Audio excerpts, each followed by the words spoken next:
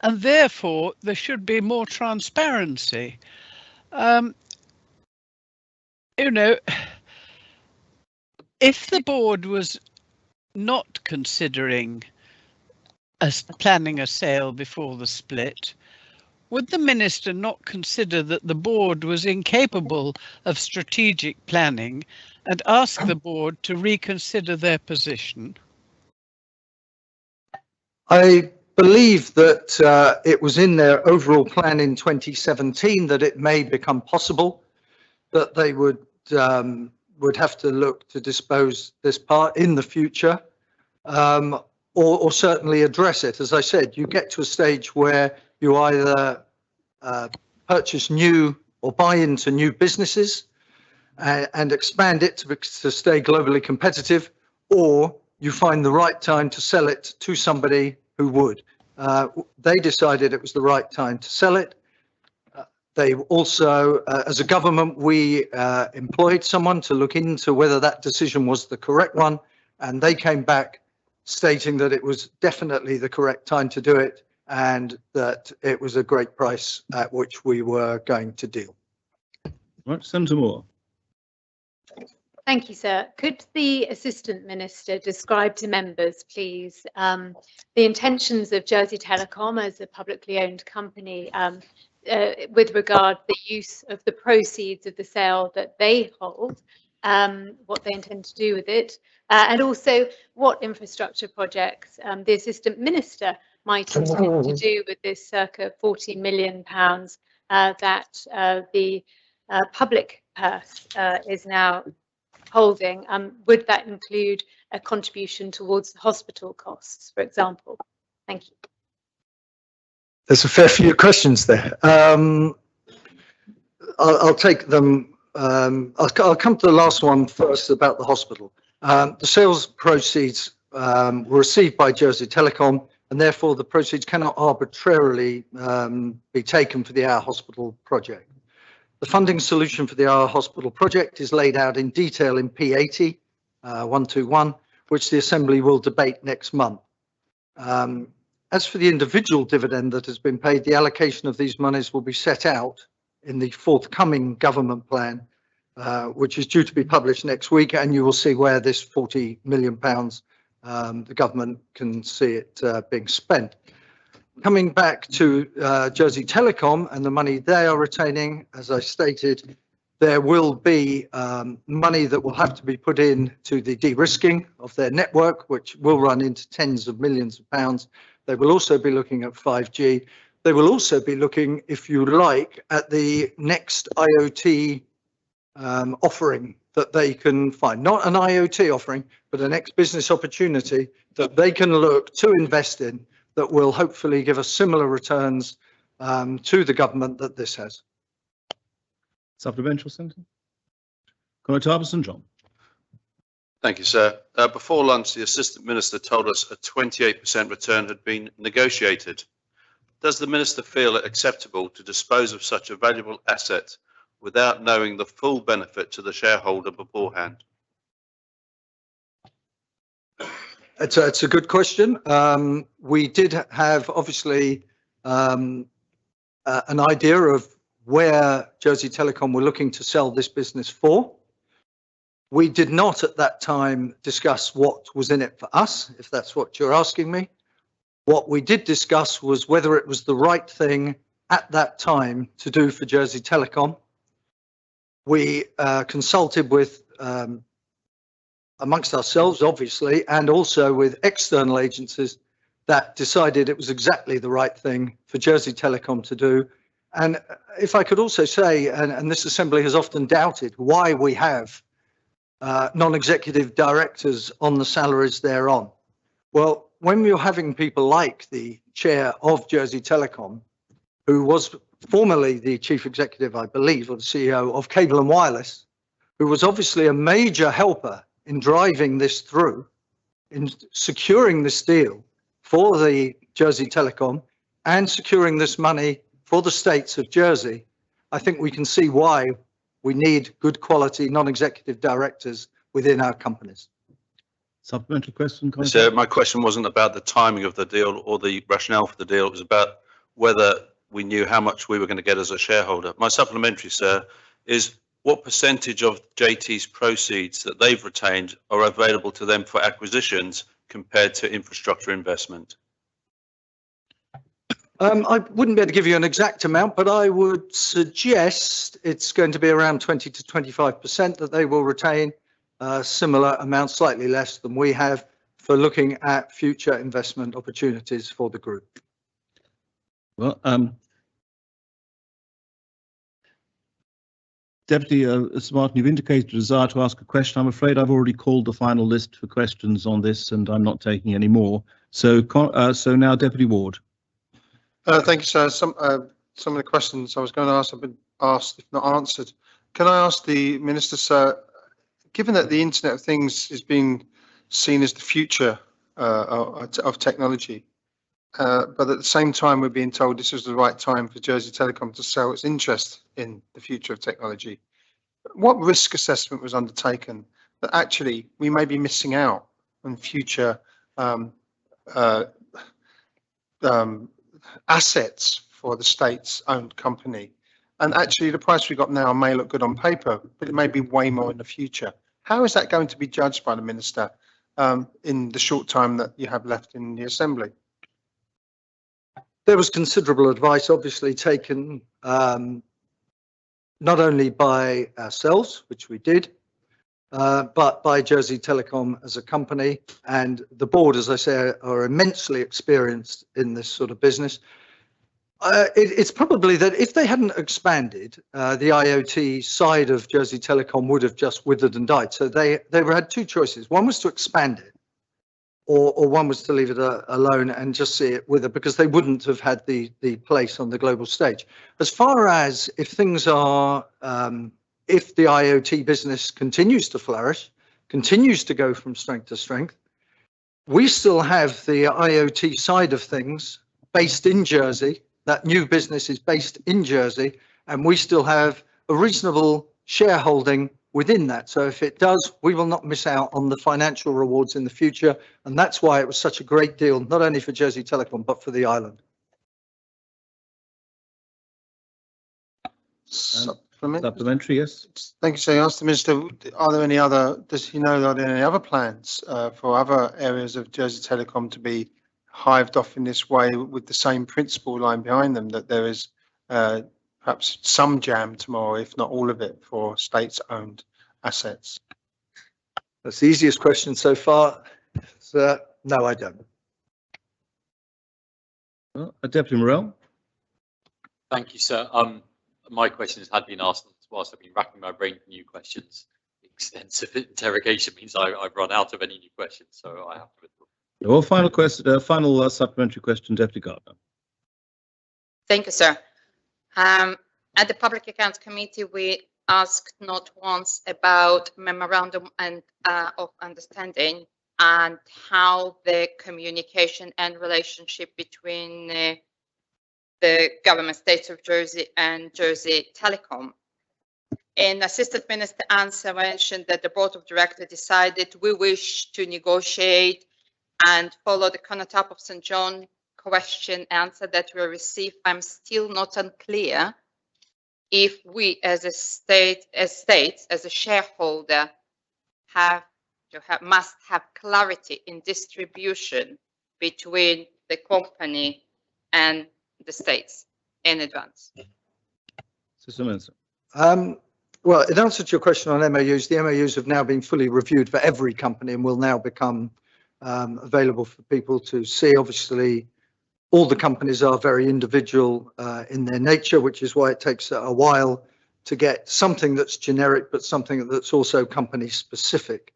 In answer to whether or not we would look at how much we gain when a company looks to do a transaction of this sort, that would not be in the MOU, because we ask these companies to, and their boards, to act in the best interests of the companies. We would not then go down to, well, if you do this, how much is in it for us? It just wouldn't be in an MOU. It would be, is this in the best interest of the company that the board are acting in this way? And I think undoubtedly it was, and undoubtedly it is. Well, we come to question 9 that Senator Mesic will ask the Minister for Housing and Communities. Senator. Thank you, sir. Will the Minister advise what progress, if any, has been made on bringing forward a new system for calculating social housing rents? Well, the Creating Better Homes Action Plan reaffirms the commitment in the 2021 government plan to review social housing rents policy. That is underway. I can assure the Senator it's been taken very seriously.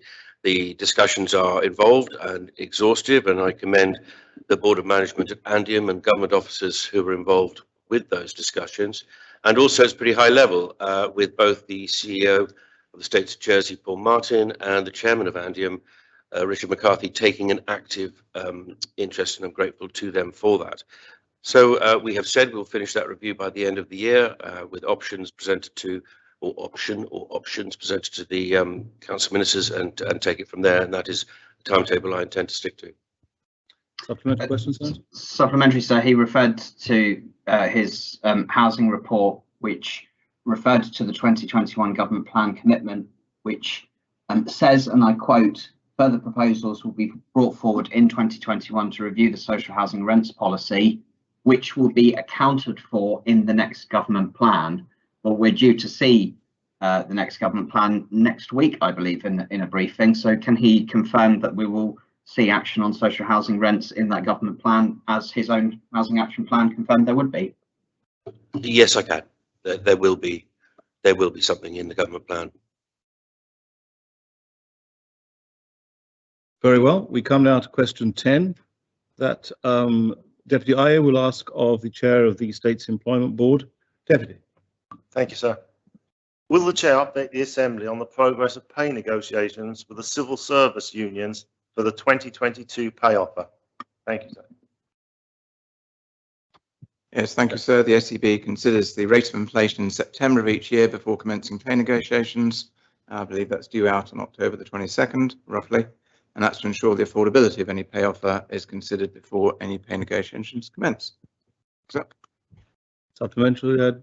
Yes, please, sir. Will the Chair ensure that there is not a delay to such negotiations to avoid any pay disputes extending beyond the 2022 election? Thank you, sir.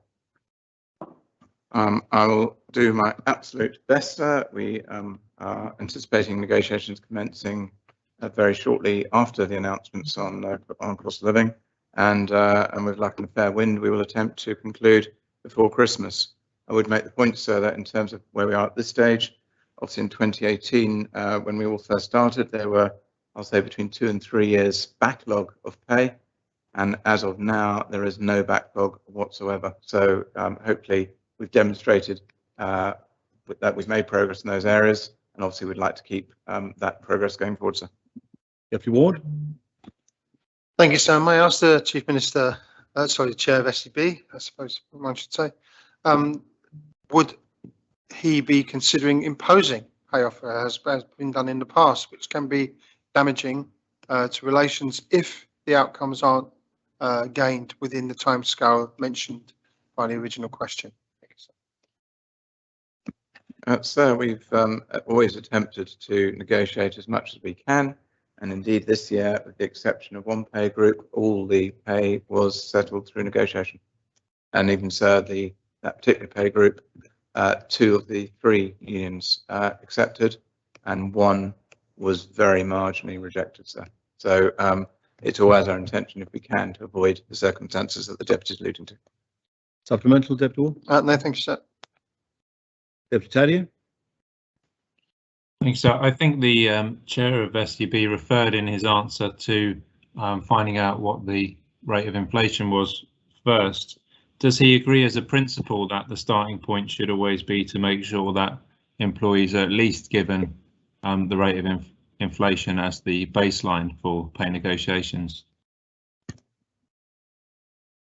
Sir, that actually does depend on the circumstances at the time, and also depends on looking back at the possibly the previous years. And so by way of example, on the table I've got in front of me, for the last 5 years, certain pay groups have already had above inflation increases, sir, and because one of the things we've been addressing rather successfully is that there have been times in different pay groups where someone doing a similar job is actually paid a different amount of money just because they're in one pay group compared to another. That's fundamentally been unfair. And one of the objectives which we have now achieved is we've broadly speaking eliminated that differential. So what I'm trying to say, so there are sometimes different circumstances that one needs to take into account, and particularly also what's happening in the rest of the world. So all I'm saying, so that's not disparaging what the deputy is saying, it's just saying that sometimes it's more complicated than he suggests. Supplemental, Deputy? Yeah, thank you, sir. Given the fact that the public sector workforce has in many ways gone over and above in the various departments because of the pandemic and all the extra pressures, does, not to mention, of course, working within this government's bullying culture, that should they be given an additional pay increase to above inflation to acknowledge that extra hard work they've been dealing with and doing? So I'm sure it'll influence the negotiations going forward. And bear in mind, there is one pay group that has already agreed, I believe, for 2022. I'm sure that will influence the outcomes as we go through. I will just take issue with the comment around the government's bullying culture, sir. I would hope, sir, that the deputy recognises that we have tried to make great strides in addressing the culture of bullying. It doesn't mean we've got there yet, but it is very clear, sir, that we have made improvements in our time in the roles that we presently hold. So we are not there yet, but we have made progress, sir, and I really don't think we should call it the government's bullying culture, sir. Senator Mezek? Thank you, sir. Does the Chief Minister recognise the evidence of the continued freeze in real terms earnings as demonstrated in the most recent average earnings index, which also pointed out the very wide disparity in the increase in average earnings between the private sector and the public sector? And if he does recognise those, going back to the point Deputy Tadia was getting at just before, would he accept that there is an opportunity now to help improve the standard of living for those public sector workers in these pay negotiations by approaching them positively with an aim to improve their conditions? So a great political soundbite, but one's got to be slightly careful when one analyses the data. So as I understand matters, and I'm always happy to be corrected, sir, is that the Statistics Treasury report is based on average wage, and therefore, and I'm being very simplistic, is potentially total payroll divided by total number of employees. So it doesn't necessarily reflect the mix. So therefore, if one has an increase at the lower end of pay grades and does not have as many in the higher end, that will actually affect the average that is reported. What we do need to say, all public sector workers received at least the rate of inflation this year, on top of the inflation rises last year. In terms of the public sector versus private sector since 2018, average increase in salary, bearing in mind what I said about averages, has seen the public sector rise by 2.7% each year compared to the private sector of 2.3%. And the final bit that one needs to take account of, which the private sector does not generally get, is about 40% of the payroll of the workforce get increments, which are obviously not affected by inflation. So as I understand matters, they'll be over and above any pay award. So it is a slightly more complicated picture than the Senator is suggesting. Supplementary, Senator? Yes, thank you, sir. I was trying to give the Chief Minister an opportunity to make some sort of positive affirmation that the public sector pay negotiations would go more positively than in recent years, where there has been strike action and disputes because of a lack of support for cost of living increases for our hardworking public servants. So perhaps I can give him a second opportunity to try and do that, rather than dismiss it as political sound bites, when what I'm actually trying to do is ask him if we're going to attempt to end the real terms earning freeze that has plagued this island for the last 20 years by doing what we can in the public sector to end that. So I would hope I wasn't being dismissive at all. I was basically saying it was a more complicated picture than is being suggested. And I would also point out that whilst we did have, as we know, disputes in 2019, sir, those did resolve the pay negotiations for a number of previous years and for 2020. And indeed, 2021 was a cost of living increase. So, sir, I would hope, sir, and that's certainly the intention going forward, that the relationships that have improved, in my view, since over the last few years will continue to contribute constructively into those pay negotiations, and that's where we go. I will say, sir, that relations certainly around COVID and other issues with the unions, as far as I understand, are very constructive and productive, sir. And again, hopefully that can continue, sir. Well, final supplementary question, Deputy Ayub. Thank you, sir. Does the chair intend to have any face-to-face meetings with the civil service unions representatives in regard to the 2022 pay round? Thank you. So that's a very easy question. Any pay negotiations are always conducted by officials and not by politicians. So on that basis, I'm afraid the answer is in the negative. Thank you, sir. Well, we come now to question 11 that the Connétable of St Martin will ask of the Ministry for Treasury and Resources. Connétable. Thank you, sir. With reference to P78 2021, will the Minister advise whether individuals from the small pilot study group who will be subject to full independent taxation from 2022 will pay less tax or fewer long-term care contributions in 2022 than other taxpayers with identical circumstances who did not elect to join the pilot group? Minister. Thank you, sir.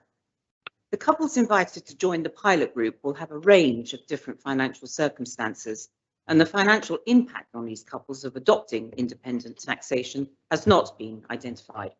I'm therefore unable to comment on the extent to which the pilot group will pay less income tax or long-term care contributions. However, it is known from work done by Revenue Jersey that there are specific circumstances where taxpayers will financially benefit from adopting independent taxation, and approximately 16% of couples were found to be in this position. For the 2022 assessment year, it is therefore likely a number of couples in the pilot group will pay less income tax and long-term care contributions. It is true that there will be higher income couples who do not have immediate access to independent taxation. It is not manageable to include every couple in the pilot. The legislation as drafted will allow Revenue Jersey to work with a definable, manageable pilot group for 2022. Thank you, sir. Yes, supplementary, Connétable. Does the Minister believe that this could therefore create a potential tax incentive, and what actions are being taken to minimise its impact? Minister. Sorry, sir, I wasn't quite clear what the Connétable meant by tax incentive. That some of the couples, well, I could change it round. Why do some married people pay more than people with identical incomes who are not married? So it seems to be now it's going towards incentivizing people not to be married because you'll pay more tax if you are married. This is a reason that we've looked at all of this very intensely so that nobody at all would be disadvantaged. And that's one of the reasons for having the 600 couples who have already elected for separate assessment to be the pilot group in this, because Revenue Jersey would not simply be able to do the whole switch in 1 year. So the pilot group will identify where the concerns are, if there are any, and then the full changeover to independent taxation will be achieved by 2024, but in phases because of that very reason. Thank you. Very well, we move now to question 12 that Deputy Taddy will ask the Minister for Social Security. Deputy Taddy. Thank you, sir. Given the Minister's commitment to family-friendly policies, will she advise what consideration, if any, is being given to maximum work time regulations, including minimum break times? Minister. Thank you, sir. Currently in Jersey, there is no right to break during the working day, and I will be lodging regulations later this week, and if the Assembly agrees, will increase the amount of statutory annual leave from 2 weeks to 3 weeks, and introduce for the first time a minimum 15-minute daily rest break. The employment law, sir, already contains the rights of an employee to a rest day in 7 and 14 working day period. Article 10 gives the right to, in respect of a weekly or the fortnightly rest break, and Article 11 gives the right in respect of the entitlement to annual leave. At the moment, 2 weeks, soon to be, hopefully, if the Assembly agrees, 3 weeks. Supplementary, Deputy Cadian. Yes, sir. The Minister may be aware that a few weeks ago I met with 2 Russian farm workers who were working for a potato company over here. And not only were they working very long hours, so I've seen their timesheets, and on one occasion they worked 78.5 paid hours a week. Of course, that doesn't take into account their half an hour free lunch. And they were working on occasion 16 days in a row before they got 1 day off, in another case 13 days in a row at very long hours. Of course, it's not just that industry, so there are others, perhaps even permanent workers on Ireland who work long hours. Will the Minister consider bringing forward maximum work time regulations as well as the break times that she is proposing, and if not, why not? Okay. Thank you, sir. Again, the maximum work time is an EU derivative, and I'm not really sure if it would help. I have heard of this case when I came back, and I'm committed to talk to the Home Affairs Minister. Everyone coming on this island is under this employment law. The employee needs to know it written clearly, and the employer needs to know it written clearly in the language people can understand. This is not good. This is people have come here on a visa, and we get that through courtesy of the UK as well. If we do it wrong, we could lose out on having any people on visas. So we really need to educate the employers, and I'm sorry to hear about that case. Thank you. Well, so very well. That takes us to question 13. That Deputy Southern will ask the Minister for Health and Social Services. Deputy Southern. Thank you, sir. Further to his response to oral question 169 of 2021, will the Minister inform members what progress, if any, he has made in relation to staffing problems with theatre staff, which he noted was a factor in the increase in waiting times for routine operations at the time? And will he further advise whether or not he has succeeded in reducing waiting lists and times to below 2019 figures, and if not, why not? Minister. Sir, the changes to theatre scheduling in the summer was a result of particular pressures around specialist theatre staff.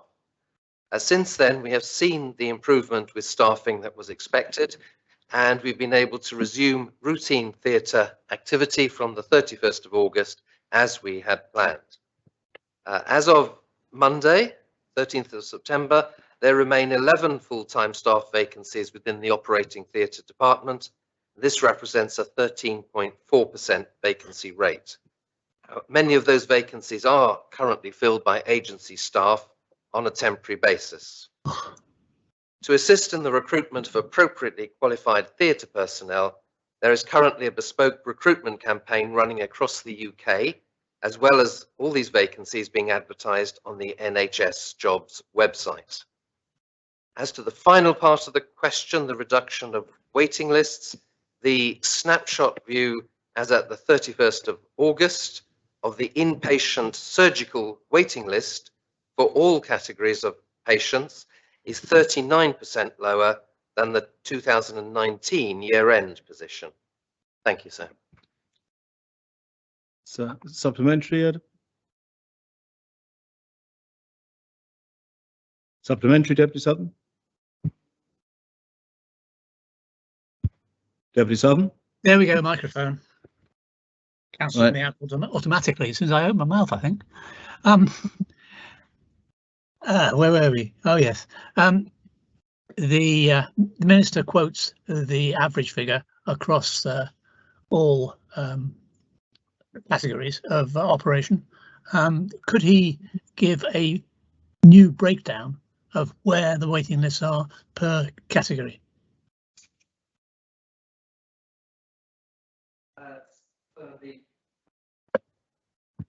So the figure I gave related to the inpatient surgical waiting list, but it was for all categories of patients. That is the 3 categories that are triaged into urgent, soon, and routine. But I don't have that breakdown into how many urgents were waiting, how many soons were waiting, and how many routines were waiting on each of those 2 dates. But as I said, it is 39% lower than the 2019 year-end position. Thank you, sir. Conor Thompson Lawrence. Thank you, sir. 39% means nothing unless we know what the number is. So how many people are on waiting lists to have operations at the hospital? I'm aware, sir, that the hospital is sending out letters to patients at the moment to tell them that they are on a list, to go on a list to be operated on. And I think that that is something that needs to be resolved, sir. When you are in pain and you are waiting for a hip replacement, say, and you get a letter from the hospital to say you're on a list, to go on the list, to be seen by a consultant, we need to be upping our game, sir, and getting that sorted out. And I'd like the Minister to respond. How many people are on waiting lists now, sir? Minister. So I agree with the Conotab's comments that I don't want that to happen, to be told you're on a list, to go on a list. And that is what we are working to achieve. And I hope if those letters are still being sent out, they are still very rare now, though I have seen them in recent months. But we are drawing together all our data. There's tremendous work being carried out on the data retrieval that has been needed within the healthcare service, because we are rapidly moving at last to an electronic record.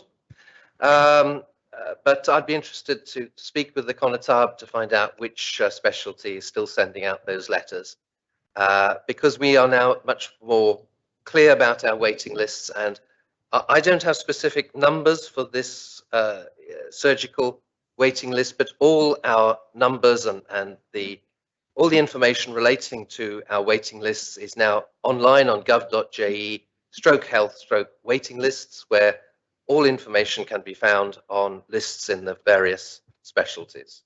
Thank you, sir. Supplementary, sir. Yes, indeed, Conotab. Thank you, sir. I think when the member asks the question, sir, to be referred to the website is reasonable, but I would prefer that the Minister answered the question, sir. And I think I'd like to ask the Minister to come back and answer the question via email to all members, please, sir. So let's talk about maybe orthopedic. How many orthopedic patients are waiting for operations, sir? Thank you. Minister. So I will come back on the orthopedic waiting list, what it currently is, and the figures asked by Deputy Southern, who was asking about the inpatient surgical waiting list. Thank you, sir. Well, Senator Ferguson.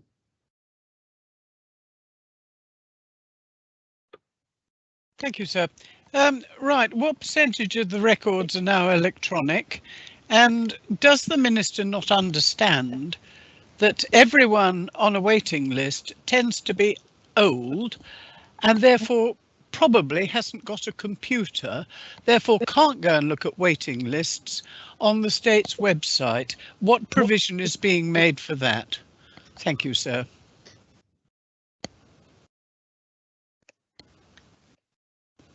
Sorry, so the question was in 2 parts, and I've just forgotten the first. Right, what percentage of the records are electronic? Percentage. We have converted some GP records that are now accessible across the whole health service. There is a, it's not the full level of information that is available, but some essential records are now held electronically, so that if we were to be admitted to the emergency department, it is possible for emergency departments to know what interactions have gone on in primary care, and the basic primary care record that is available to emergency department practitioners, which is so important, rather than trying to treat somebody unknown to them without and needing to draw information from them, which is sometimes difficult. Now there is that access to primary care records, but we still need to do more, and more is being done. There is substantial investment being made into the electronic patient record. And sir, as to persons without access online,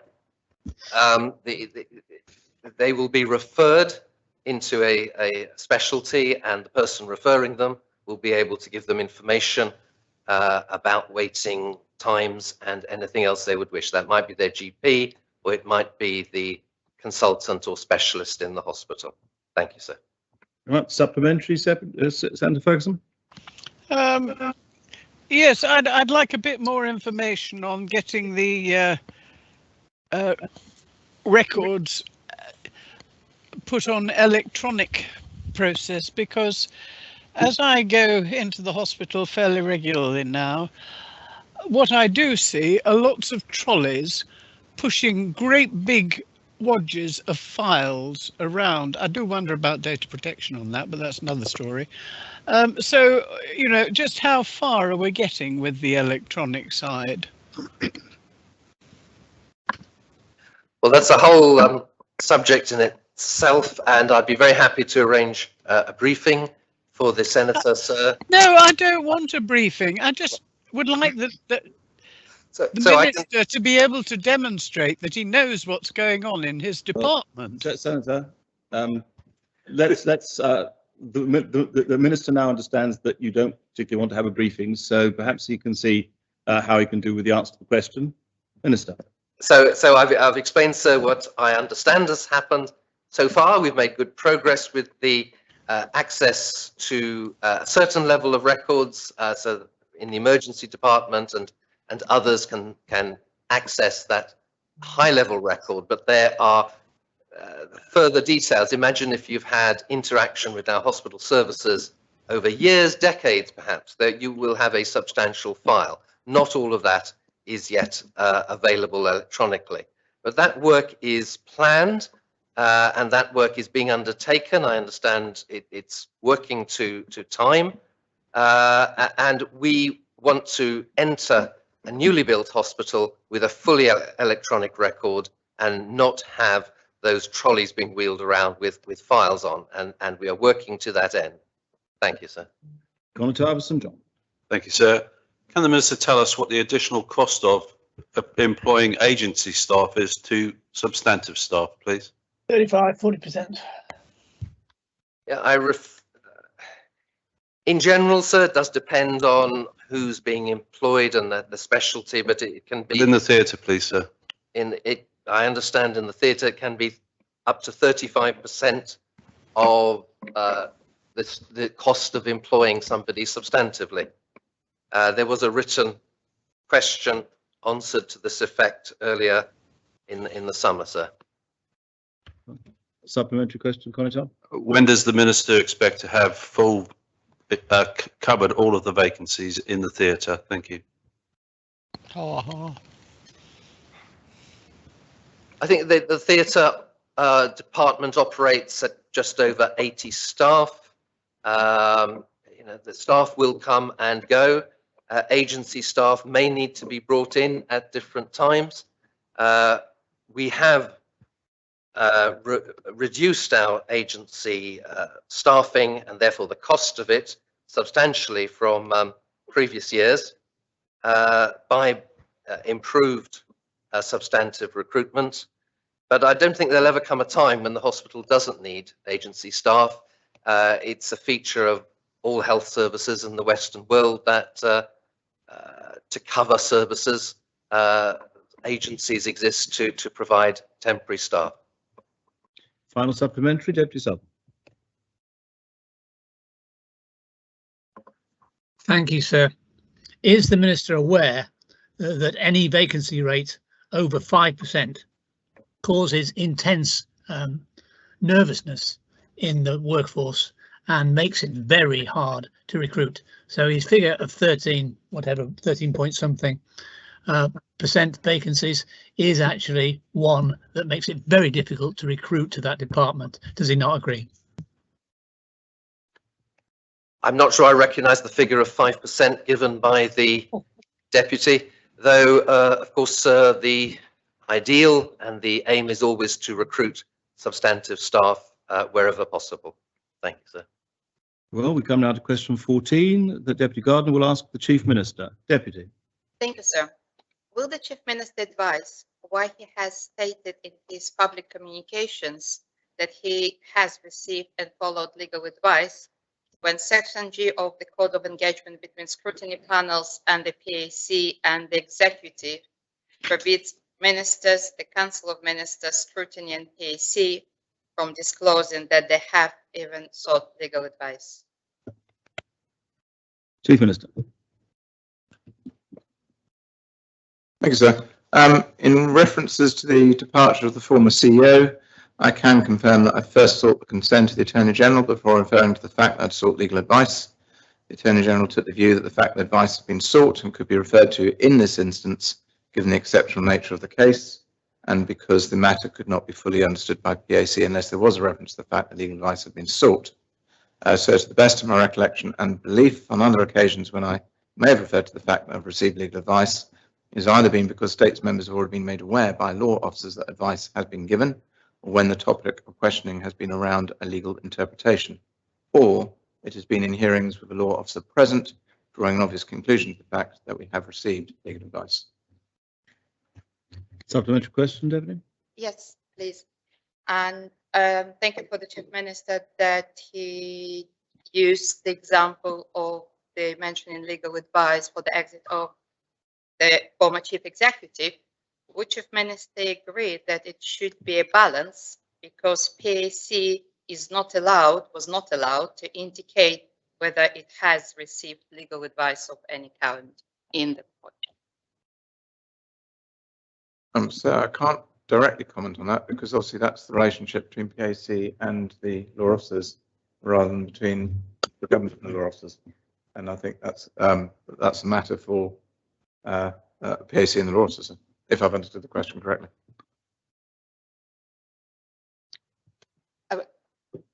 Can I clarify my question? Would the Minister agree that it should be balanced if one side, if executive side is allowed to use legal advice, or at least mention that they had legal advice, on the balance, on the same matters, the scrutiny of PAC should be allowed to mention that they might have legal advice? It's about the balance between executive and scrutiny. I'll allow that as a clarification of the earlier question. Okay, I'm not sure I can add much more, so because I think the point is that it's not my decision, as it were. It's a decision for the officers. I don't know the circumstances that relate to that relationship. In terms of equity, it doesn't seem illogical what the deputy is saying, but I'm unsure. It depends on the exact specifics. I don't think I can comment. So. Very well. We come to question 15 that Senator Moore will ask the Minister for Home Affairs. Senator. Thank you, sir. Will the Minister state when he anticipates the Norfolk police investigation into the planning department will be completed, and will he advise members whether the reports will be made publicly available? Sir, Norfolk Police have indicated that the State of Jersey Police should receive a final update on the outcome of their investigation by the end of 2021. Should the final report recommend consideration of charges, any report will be sub judice until court proceedings are concluded. Should no criminal charges be recommended, consideration will be given to publishing a redacted version of any report in line with the requirements of the Data Protection Jersey Law 2018. Supplemental, Senator. Thank you, sir. Given that deadline and target, would the Minister accept that there is still a considerable amount of work to do for the investigating police authority, and have they expressed any concerns to him, given that some individuals have submitted to the report over 2.5 years ago and have yet to receive acknowledgement or even an interview? So the senator, I'm sure, is quite familiar with the lack of powers of the minister over investigations, especially ongoing investigations. In this particular case, I am just as impatient as she is to receive any result from this. As far as I understand, the investigation itself was finished quite a few months ago, and it's all about writing the report and finalizing it, and we are very, very close to that.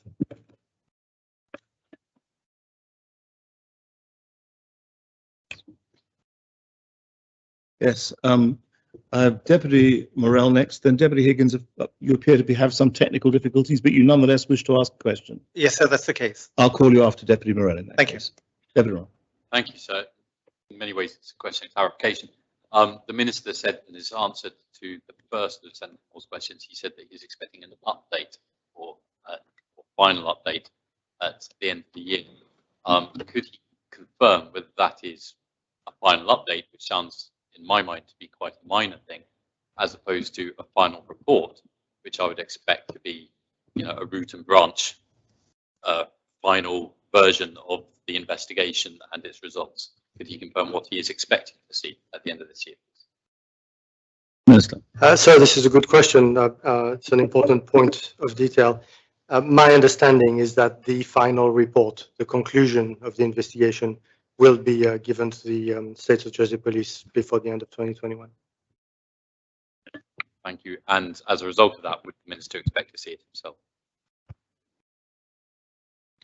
Sorry, sir, I didn't. As a result of that, would you expect to see it yourself, Minister?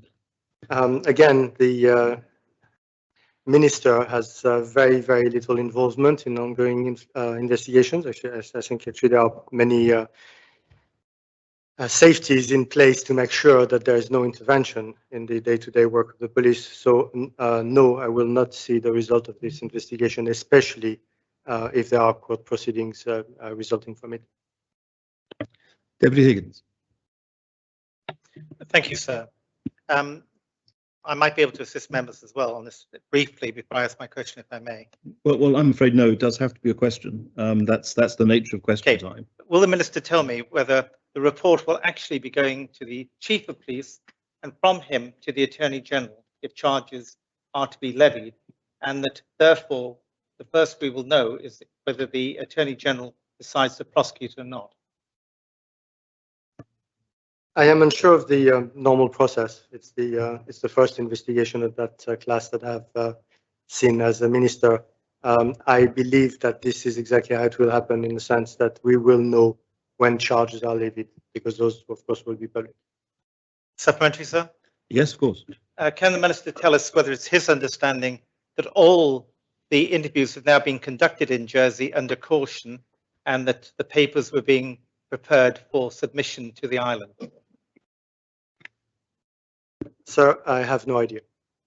Again, I have no input or any link to the actual process. Final supplementary, Senator Moore. No, thank you, sir. Come now to question 16. The Deputy Ward will ask the Minister for Infrastructure. Deputy.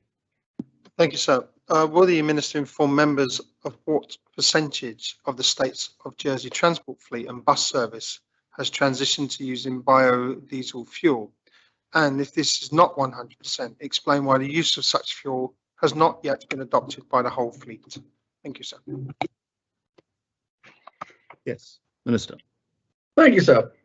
Although we have run trials in recent times, so currently there is no use of second generation renewable diesel, SGRD, in any of the Government of Jersey's vehicle fleet.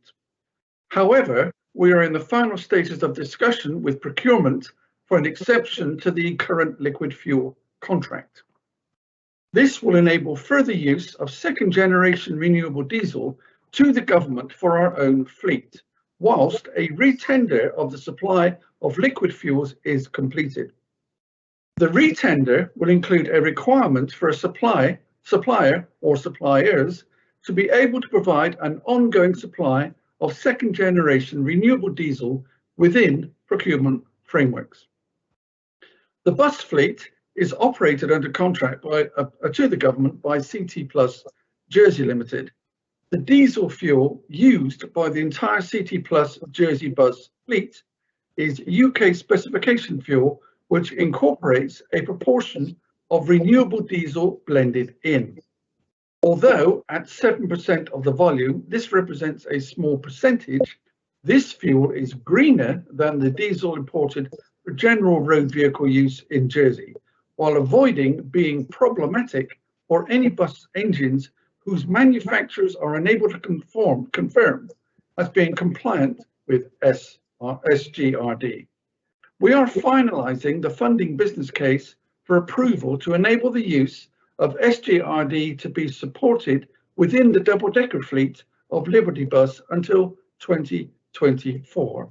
We expect this funding from the Climate Emergency Fund to be approved by October 2021.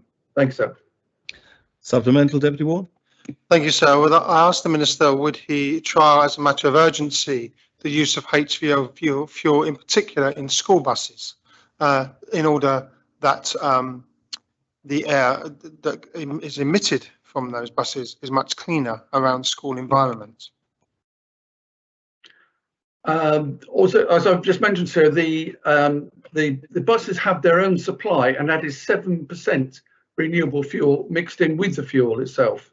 But I think I've mentioned previously that the bus company needs authorization for their newer buses from the manufacturers to say that they are quite content for the new buses to run on a second generation renewable diesel because they are Enviro 5 engines. So they must have that authentication. I believe the bus company is waiting for that, sir. Well, Deputy Sir Martin.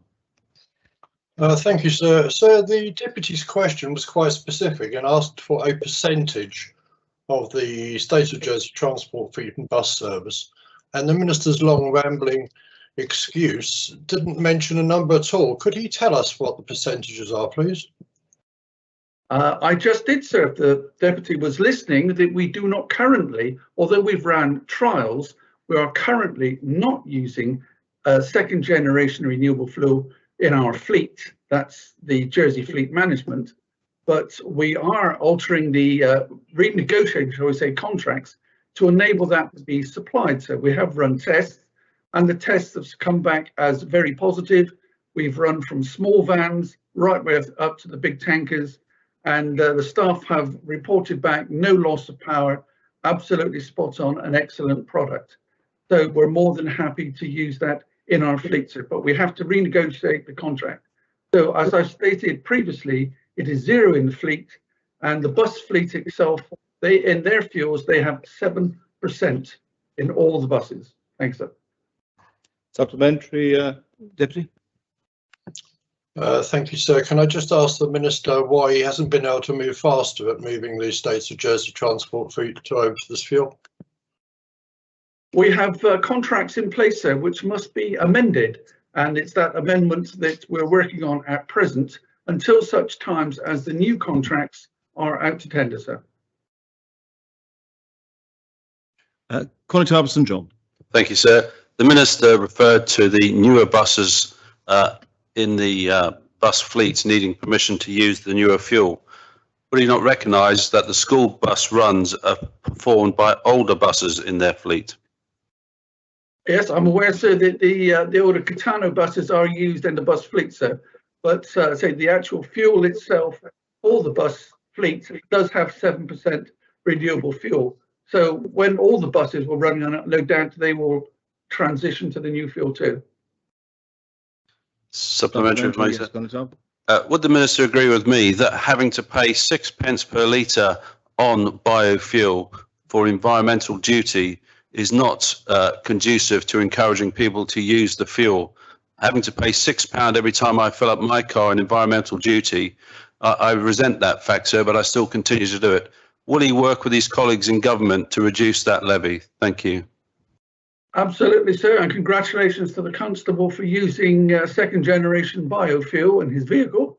And yes, I've already mentioned this at Council of Ministers, and we've actually had talks with Treasury regarding this.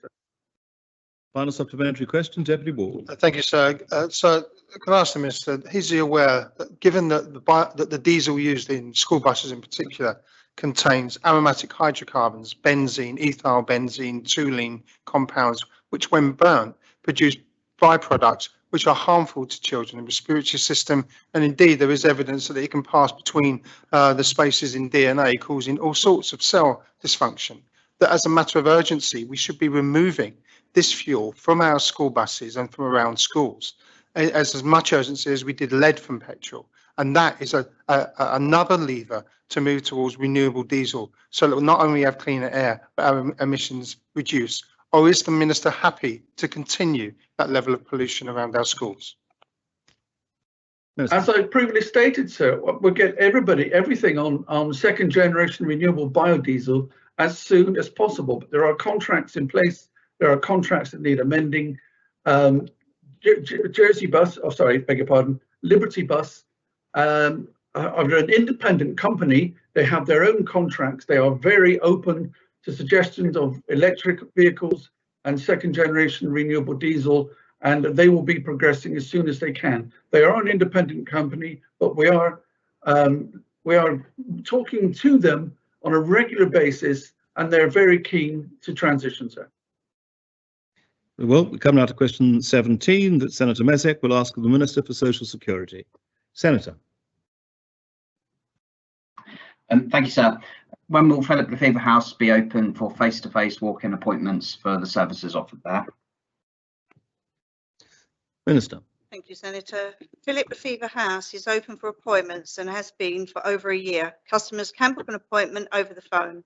I am responsible for a range of benefits which are delivered from the CLS department at Philip Lefevre House. Other ministers are responsible for other services which are available from the same building. Thank you, sir. Supplementary, Senator.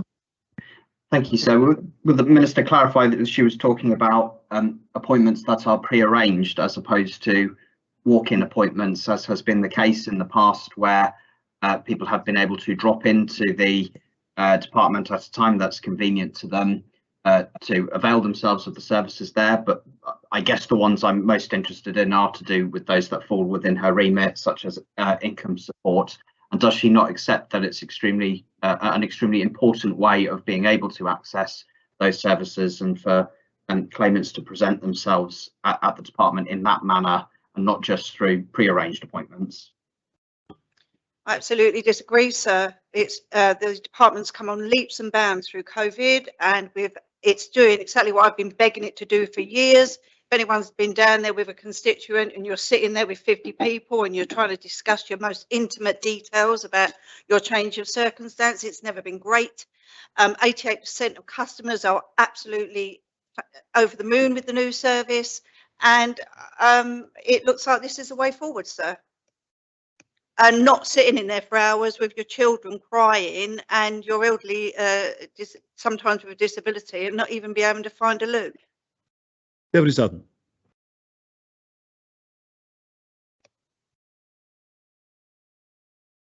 Deputy Sutton. Now unmuted, thank you again. Seems to be a direct opposition between what Senator Mezek and Deputy Martin have said here. Deputy Martin has praised her new system. Could you describe this new system and say how it it's improved, and also how easy it is to pop in and get a proper explanation from somebody about the extremely difficult matters that sometimes are involved in Social Security? Sorry, sir, if the deputy wasn't listening to my first explanation. It's 444444 for a telephone appointment. They're answered within about 20 seconds. The deputy knows him and myself have been trying for years to get people to have a private appointment when discussing their most intimate details, especially when you find yourself on hard times. As I say, 88% of people are happy. We are still in COVID, by the way. It is my concern that I have to protect my staff, have a duty of care to them and the public. And the main thing is we've paid out millions and millions and millions of pounds, and that's what keeps the islanders happy. Pensions are paid out, sick money's paid out, co-funded payroll, everything's paid out from that department. And I just praise my staff for keeping it going, or there would have been anarchy, sir, anarchy. Supplemental, Deputy Sutton. If I may, sir, yes, my experience of the Department of Social Security and that they're seeking to explain things to me has been very frustrating. Often I get a reply which says the expert who's involved is not on duty at the moment, they'll phone you back, and rarely does. Or I'm sitting on the phone and it's ringing and ringing and ringing for up to an hour. I don't find the service is that much improved at all. Will the minister make significant and measurable improvements to what's going on down in her department? Well, I don't know where the deputy is ringing, sir. Maybe he's ringing a different number. I test that number. 444. And I thought at one point I might have read tags, so I try it on different people's phones. That number is picked up in seconds. And if you pay, you go, people ring you back. There's also if you're waiting too long, there's you can put complaints in. I think it's a much improved system. But if the deputy needs to speak to one of my excellent advisors or somebody about something, if he's having problems, please let me know. I will make sure they phone him and he can have that conversation. But the service is brilliant and people are getting their money, and that's why we're hearing no complaints. Thank you, sir.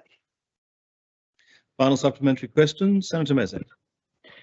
Thank you, sir. And as the Deputy Southern, the Minister's explanation doesn't reflect the reality as I've seen. I recently attempted to help a constituent get a face-to-face meeting and found officers doing everything they could to avoid getting people in a room to try and resolve that constituent's issue. So can I just get the Minister to confirm that it's her intention to cease providing a walk-in appointment system entirely, as used to be the case? And I certainly agree that it wasn't always ideal and in many cases not the preferred way of engaging with the department, but for those who it would be a convenient option, can she confirm that that will no longer be an option in future?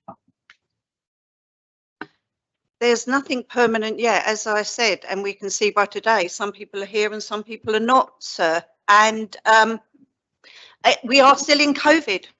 And I have to protect the staff and the customers, and nothing is set in stone. But at the moment, in COVID, it's working fantastically. Thank you, sir.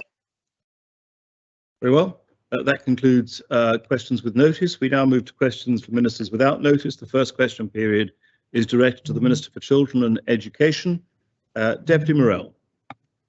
Thank you, sir. I was wondering, would the minister be able to confirm whether or not Highlands College is offering training courses in a wide range of areas, but particularly in this case in project management, free of charge to islanders, but supplied via a UK company? Thank the Deputy for his question, sir. I have received a message from the Deputy regarding this matter, and I've been asking my officers to get back to me with the information. I don't have that yet, but sir, as soon as I do have that information, I will make the Deputy aware and have a conversation with them around it. Thank you, sir. Supplemental. Very well. Senator Mezek. Thank you, sir. Could I ask the Minister if he's able to provide the Assembly with an update as far as is possible since students have returned to school, how attendance figures are at the moment and how they compare to before the summer break, and what he and his officers are keeping an eye out for in those attendance figures to account for any contingencies they may need in place with children coming into contact with COVID. I thank the Senator for that question. I have the figures in front of me on. Sarah, I'm afraid I can't hear. Good. Sorry, thank you, Senator.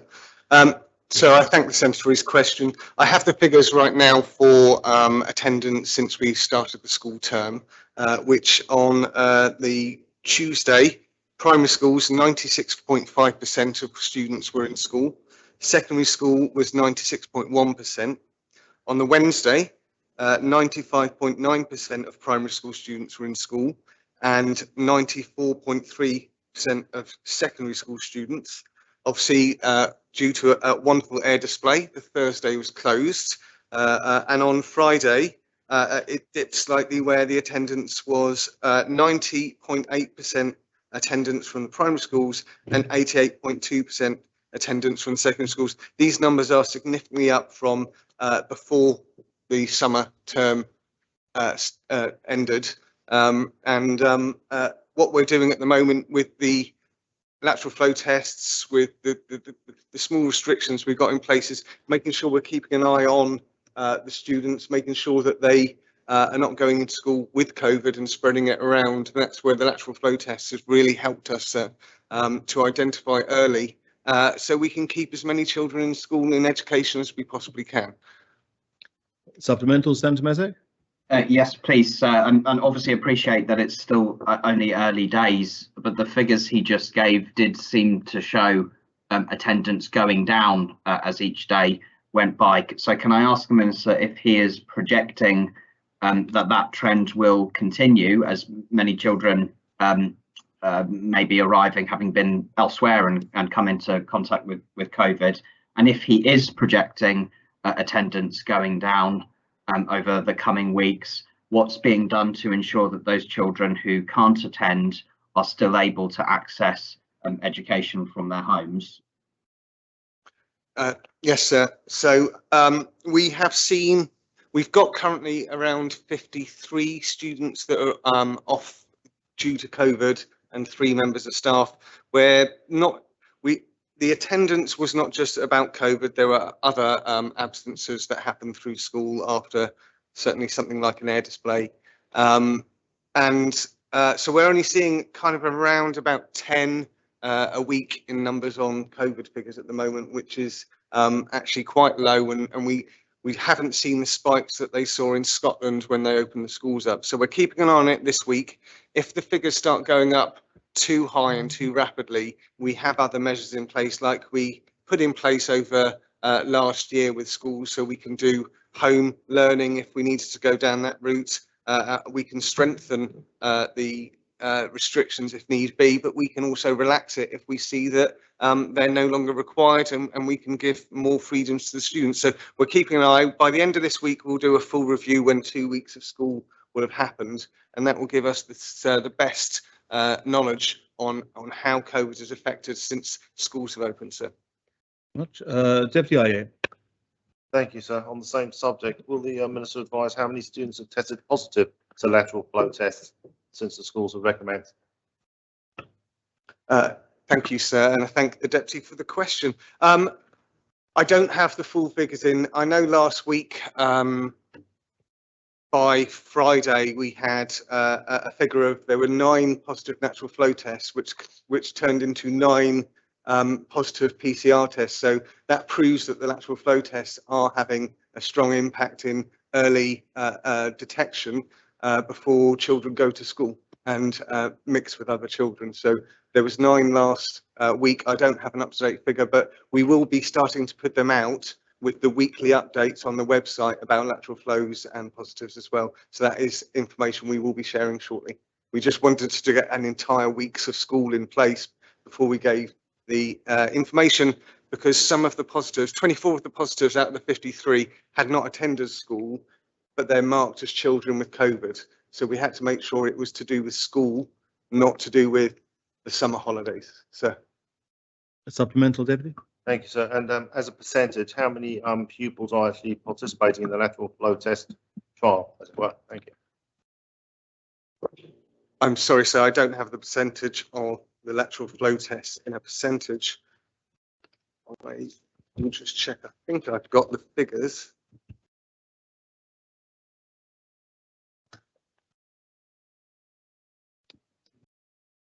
No, I'll get the figures out, but there's a large percentage. There's over 5,000 students that have taken up the lateral flow test at the moment. Well, Deputy Ward. Thank you, sir. May I ask the Minister, What is the current standing of the free school meals trial, and what are the plans for the coming terms and years? So the free school meals, I spend a lot of time at the moment with caring cooks talking to them. We're looking right now to get better serveries within the schools. There are some challenges in some schools and we're trying to get around them, such as Springfield doesn't have the space to be able to create a servery, but we're thinking about putting a van in instead that's got a kitchen van, one of the ones that you would normally see out street food. The new Lalonde school, where we're putting in a servery as part of the planning application for putting the nursery in, and caring cooks, I believe, are getting a larger kitchen put in that will help expand their service to be able to put it into more schools. Once we've got both of those aligned between the charity and ourselves, we can start pushing out to more schools that will give us much better data. But I'm keen to make sure that happens as soon as possible. It's definitely on one of my priority lists, which is why I keep in strong contact with caring cooks about what they're doing and where their challenges are. Supplementary, Deputy? Yes, sir. Thank you. So may I ask the Minister, so is his plan to extend those free school meals? Does he now see the value of free school meals for children? And will that be a feature of the government plan coming forward? So I've always seen the value of free school meals. It's not just now. And I, yeah, absolutely am looking to extend it, as I say, and I'm looking to extend it as soon as we possibly can to all primary schools, with educational programs about nutritional eating as well. It's not just about free meals, it's about the educational side of it too. So I'm very keen to get that going, and we will see something, and there is money for that in the government plan. Deputy Doublé. Thank you, sir. In 2019, the UK government introduced education on menopause to the PSHE curriculum for all teenage girls and boys to aid understanding across the population. Would the Minister agree to look into this in Jersey and ensure that it's in our Jersey curriculum? And also, could the Minister please outline what he will do to ensure that schools are safe and places where women who are experiencing menopause symptoms, teachers who can manage this with their day-to-day workload? I thank the Deputy for the question.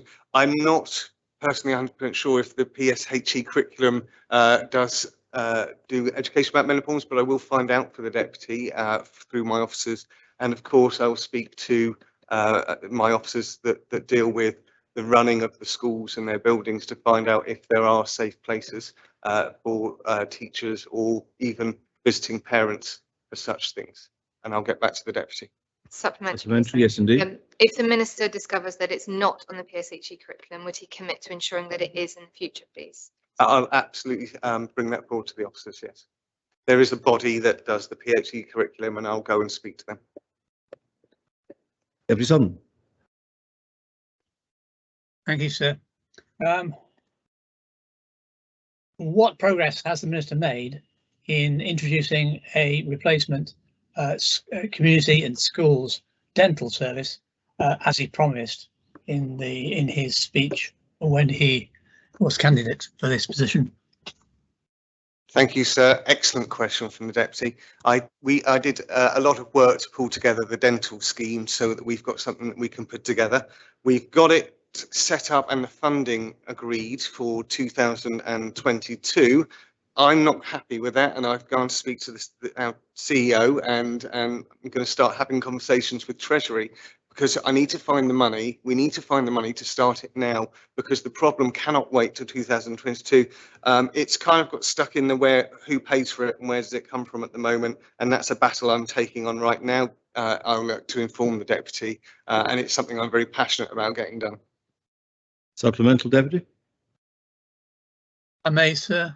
Thank you. My understanding was that there was money already set aside from the COVID fund for issues that had been neglected during the time of COVID, and in order to get things kick-started again. Has that not happened? So the money that's being put forward for 2022 is from the COVID for next year. That's about picking up on some of those things. So that's where the COVID money for 2022 came. We need to get the, I'll just look at the Treasury Minister, sir, and say we need to get the money to start this as soon as possible, sir. Right, Senator Moore. Thank you, sir. Could the Minister describe the rationale which leaves the situation that at the moment an unvaccinated person can go to a nightclub even if they've been contact traced, yet a child who has been contact traced cannot attend school? Absolutely, sir. I'm quite happy to answer that question. I get a lot of emails around this. Nobody's legally required to go to a nightclub, a restaurant, or a function or event. Children are legally required to be in school, but we need to make sure that's safe. One area that has many, if I can expand, please, sir, the area that concerns me why there are restrictions in schools is I don't have an abundance of teachers that I can just pull out. If a teacher gets contact traced, the teacher then cannot be in school for 10 days. And if I lose too many teachers, sir, I lose year groups, which means even more children, not just the ones that are contact traced until they have a negative, will have to be at home. So that's even more children without a proper education. And if I lose even more teachers, I'll have to close down a school, sir, which would mean that there's more children out of school and more parents who can't go to work because they're having to look after their parental responsibilities to take care of their child. So these restrictions, though they seem unfair between nightclubbers and adults versus children, has a rationale regarding making sure that all children are safe, that teachers are safe, and that the educational outcomes for children are put first, sir. Supplementary, Senator. Thank you, sir. So could the Minister explain why those children who've been contact traced are not being given lateral flow tests? Sir, I cannot answer why these particular children that I don't know about, but if the Senator would contact me regarding it, I can find out, sir, but they should be able to get lateral flow tests because the rules say that if somebody's primary school contract traced, they get lateral flow tests so they can test for 10 days. They're the rules we put in place, suggestions. And secondary school students have lateral flow tests just if they sign up to the thing. So, sir, I don't know why in this particular instance there seems to be a failure in this area, but if the Senator will talk to me and the Health Minister, I'm sure we can work out what's been going on and remedy it, sir. Sir, could I just point out that this is the forum for ministers to answer questions before the public as well as members. Well, therefore, I would appreciate it if they could provide their responses to both the public and members openly, please. Well, that's a request made of the Minister. The Minister will or will not accede to it as the case may be. Very well, that brings question time for this Minister to a close. The next Minister, the Minister for Social Security. Does anyone have any questions for the Minister for Social Security? Senator Mose. Thank you, sir. The Minister will recall that in the first government plan, it was originally proposed that the long-term care tax would be raised by 1%, but an amendment from a scrutiny panel succeeded in reducing that proposed increase. Can I ask the Minister what consideration, if any, she has given to achieving that further 0.5% increase that she had initially tried for, and when we can expect to hear about plans to do so? I thank the Senator for his question. Yeah, being I went for the 1% and I was happy with the 0.5%, and I'm told the fund is okay for at least another 8 or 9 years, and before I have to come back and look for the other 0.5%. Thank you. Thanks, sir. So just to confirm then that in the rest of this government term, there'll be no plans to achieve that full increase that she had initially aspired to at the start of this term, and we can rest assured that that won't be imposed anytime soon. There's nothing, Senator, in this government plan, and as I say, it would have been lovely to make sure the fund was good for 20 years, but it's probably good for 10, and I've got no plans as long as I'm Minister to bring that back. Thank you. Deputy Ward. Thank you, sir. Just on the long-term care contributions, I'd like to ask the Minister whether she feels that the first thing to do, should there need to be an increase, would be to raise the cap on long-term contributions rather than introduce the percentage itself, so as to not pass the burden onto lower middle income earners, but those who are more able to take on that cost. Thank you, sir. So the 0.5% was raised from memory to employers of very high earners, and I absolutely take what the deputy is saying. We could look at raising the cap on that before I try to raise anything else. But as I'm not trying to raise anything, I have no intention of trying to raise anything because I don't need it. That will be for the next minister to look at, and probably for a few years down the line. You don't collect money unless you need it, and the fund's doing quite well, thank you. That's fine. So I'm going to supplementary. That's fine. Very much. Senator Ferguson.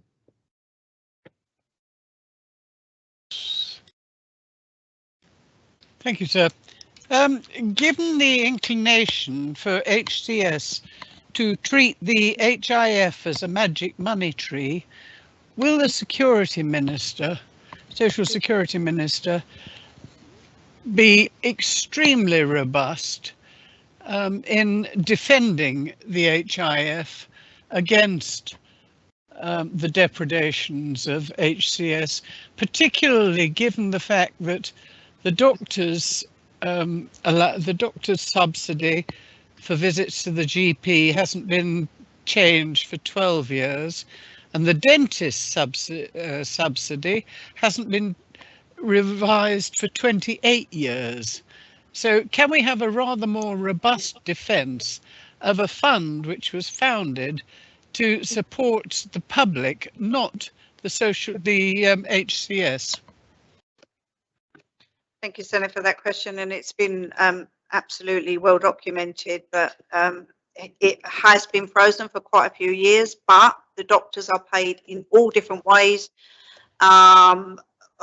We pay them to do lots of things free, and it was the first ministerial decision myself and the health minister signed when we were both elected, and that was for free smear tests for all women in doctors' surgeries, not just at the women's clinic, so anyone can go. There's other things, but I do understand that I assure the Senator my officers are in constant talks now with the doctors, because we thought the healthcare model and funding was a bit further forward than it is just where we are. And we're hoping to come to a solution, but there is money there, and I am defending it, Senator. So, Supplemental, Senator? Well, yes, I think will the minister remember that the public have paid that money in, and it is not for the HCS to decide how the public's money should be spent. It is for the public to support the public so they have access to the doctors, and that there is availability of pharmaceutical benefits. Thank you, sir. Well, does the minister not agree that this is what it is all intended for? It is not intended to supplement the wishes of the HCS. Minister. Well, the health insurance fund is a very old fund. It gets 2% of the overall amount that's paid in. Exactly right from the taxpayer. The Senator is absolutely right, sir. But we are trying to change things. We need a fund where everyone knows that this is for your health. That's going to be our main cost going forward, is health. Who pays it, where it comes from, but knowing that it's covered. We already have the health access scheme for the lower income, and I'd like to see going forward, once it's costed, we could maybe start using other people. And then the Senator says pharmacy, sir. We've had free prescriptions for many, many years. So it's swings and roundabouts. Doctors are free in the UK, but I think it's £13 an item on a prescription. So it doesn't take long before it adds up. Thank you. Deputy Masson. Thank you, sir. When I was Assistant Minister for the Minister, I looked after the Back to Work team. I understand that they've been allocated through fiscal stimulus about 1.2 million. Is the Minister able to update us about how that money has been used and whether it's been effective? Thank you, sir. Yes, I think the Deputy, and yes, he did used to look after all them figures. I'm sort of balancing all that myself.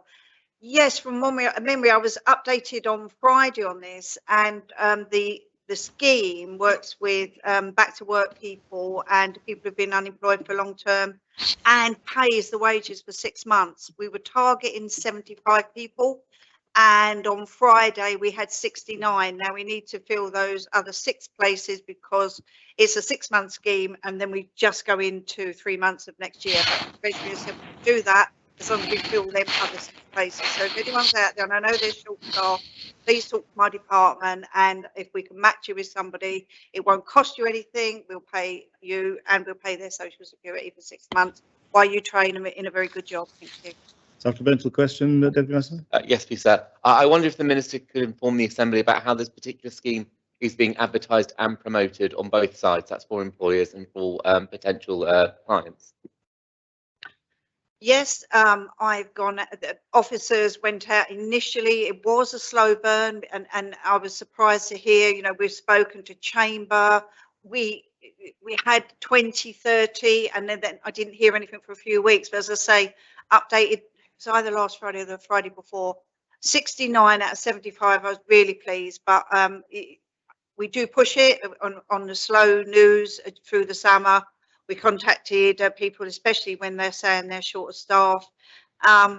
It is meeting that it's a full-time contract. We want employers to give a full-time contract. Some employers are not so wanting to do that, but it's, you know, we're paying you to train someone for 6 months. So I think a full-time contract is not too much to ask. Thank you, sir. You, Deputy Doublé. Thank you, sir. Has the Minister given any consideration to the principle of a universal basic income?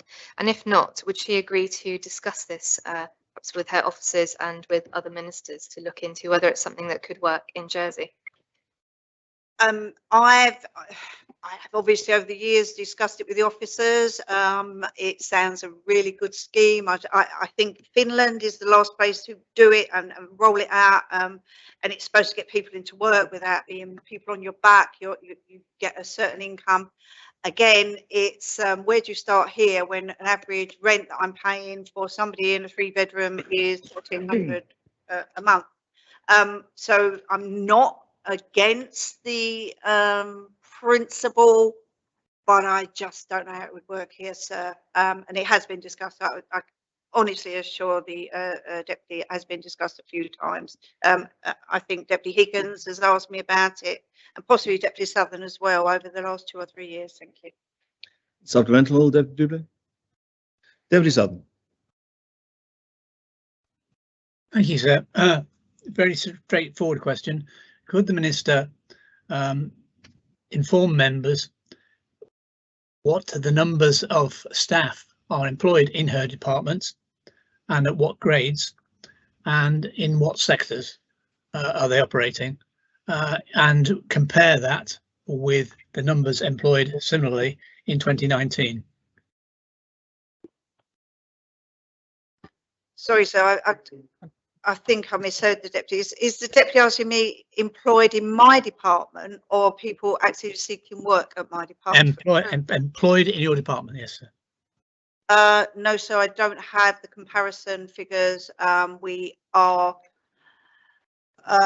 nobody's reported to me that we are short of staff. As I say, staff have been working well and across many benefits during lockdown and everything else. But I can find out that figure, Deputy, and definitely I will forward it to you and the rest of the Assembly. Well, supplemental question, Deputy Southern? No, thanks, sir. That's satisfactory. Very well. Deputy Truscott. Thank you, sir. Could the Minister give an indication of how many businesses and individuals are in arrears with their social security contributions? Thank you, sir.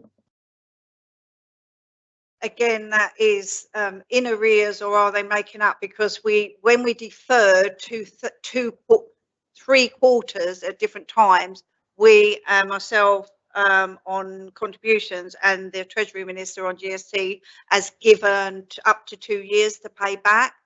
That's different, I know, to in arrears, but these are still owed to the department. But again, it's a figure I do not have on the top of my head, Deputy, but I will definitely get the officers to find that out for you and let you and the Assembly know. Thank you. Do you have a supplementary question, Deputy? No supplemental, thank you, sir. Very well. Senator Valwa. Yes, thank you, sir. Can I ask the Minister what work, if any, that her department is doing with the Economy Department with regards to assisting in the lack of staff for the hospitality industry, and what the minister believes could be done, whether that's through an employment law, social security, income support, to improve the position that they find themselves in. So the scheme, thank you, Senator. So for the scheme I was describing to Senator Masson, I was updated on the scheme because we're now going to go back to the 12-week scheme, where again we pay, it will be at this minimum wage or whatever the minimum wage will be set at in the future, and we pay the social security for 12 weeks. Again, we have, it might more be part-time. We were under, the figures we were under, this time last year, we'd just gone under 1,000 people actually seeking work, and then we've gone back to school and we picked up 159 people we call school returners, but they won't be wanting full-time work. It's they might have younger children doing 15 hours a week, or secondary school children doing 25 hours a week. It is hard. I've spoken to Chamber. I don't think anybody understood the actual real hit of Brexit with COVID on top, because returners, people who come, have not come. But we are all working together, and this scheme that I'm promoting that's going to be launched in the next few weeks, again, hopefully will give confidence for people to take people on. It is hard if they're not trained in the area, but really it's, you know, you've got to give them a chance. Thank you. Supplemental question? Yes, please, sir. I thank the Minister for their answer. I understand it's a difficult situation, but in terms of the consideration around the training, particularly for certain areas of hospitality, whether there be consideration for short bursts of that offering of training working with the Hospitality Association to try to drive through, whether it's 15 hours or 25 hours, people that can come in and support that industry, whether it's on a temporary or a long-term basis. So I absolutely agree with the Senator. If there's anything we can do, I mean, we do in-house training in other things, in childcare and other care.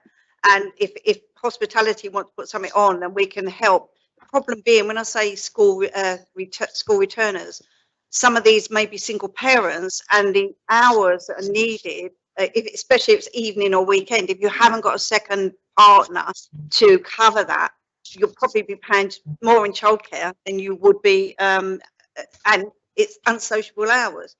But we've really got to get on top of this. I mean, we know the industry is not opening at the capacity. Everyone wants to come, and they could really be booked all the way through to the end of October, November. So we need to help everyone who can work, who wants to work, into work. Thank you.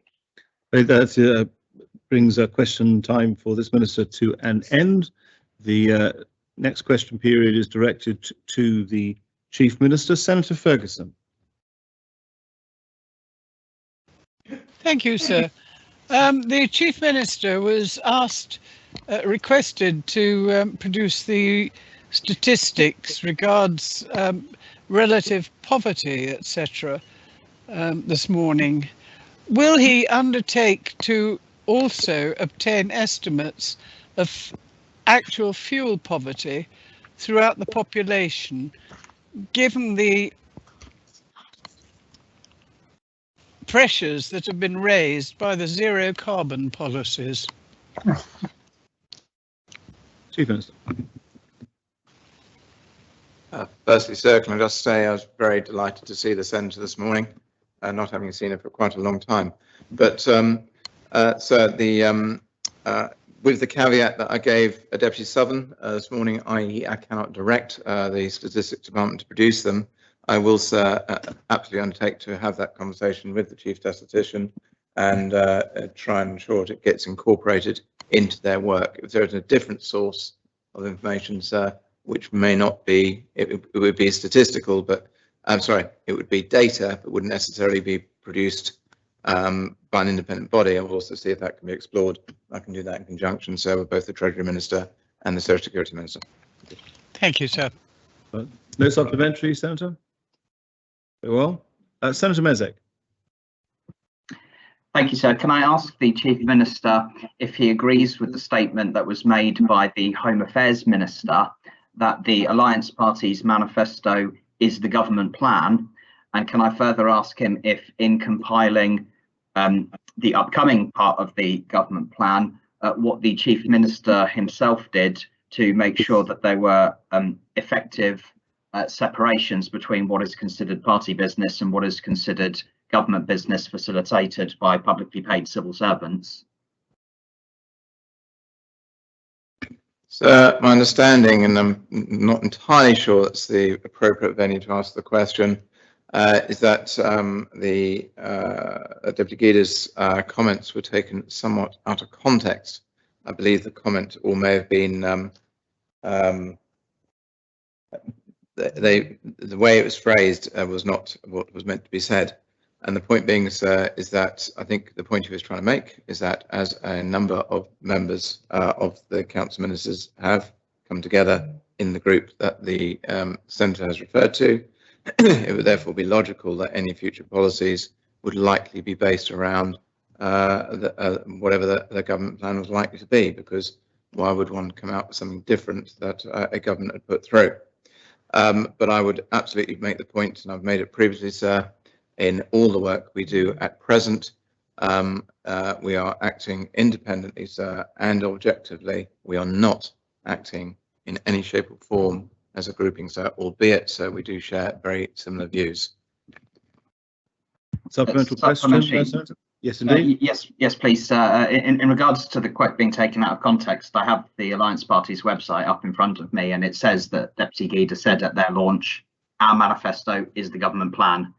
That's the full sentence. That's the context there. So can I ask the Chief Minister if, in engaging with the civil servants who help facilitate the putting together of the government plan, if any advice was sought or any guidance sought, perhaps from the CPA or an equivalent organisation, in making sure that with this these new developments in Jersey politics, that appropriate demarcations are made behind the scenes, so that the line isn't crossed between what is party business and what is official government business.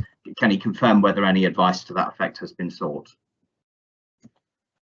So I'm going to just make the point again, sir, we are not acting as a collective group on this side of the elections. That's what made it very clear, because we were not elected. We were all elected as independents, sir, and we maintain that position. Deputy Aye. Thank you, sir.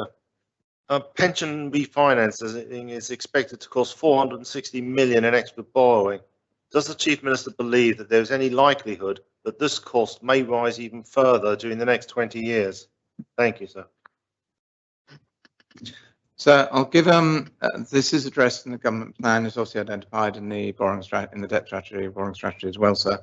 We'll give a far greater briefing to members as the government plan is released. But the short answer, sir, is that the pension liability will increase, and therefore, sir, by doing a refinancing which has been addressed, there are significant savings that can be produced as a result. I think that's the simple answer, sir. Supplemental question, Deputy. Thank you, sir. And so how much will taxpayers be paying each year in interest payments for this borrowing? Sir, at present, and as I say, I'll arrange the briefings, at present, taxpayers are projected to spend, if we were able to refinance the existing liability, which are in essence attracts an interest cost already, we'll be able to, the expectation is we will be able to refinance that at significantly lower rates and pay it back a lot earlier than if we do nothing. And that is the basis for achieving a very significant saving for taxpayers, sir. And I hope when we give the details that members will welcome that. It is a long-term change, sir. And again, it's something that should have been addressed for a long time, sir. Senator Moore. Thank you, sir. In the Budget 2014 Corporate Services report, the Chief Minister in his foreword criticised the budget envelope, which was at the time £392 million. Could the Chief Minister explain how he feels about the current budget envelope of £804 million in that context, please, sir?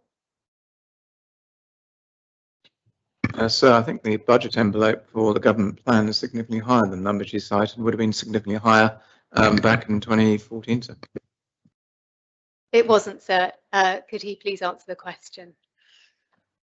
So the Senator referred to the budget envelope, which I assume she means the MTFP or the budget. Well, this can't be a toing and fro. Sorry, sir. Could you clarify the question? And do you want to ask a question one more time and see? I don't think I could be any clearer.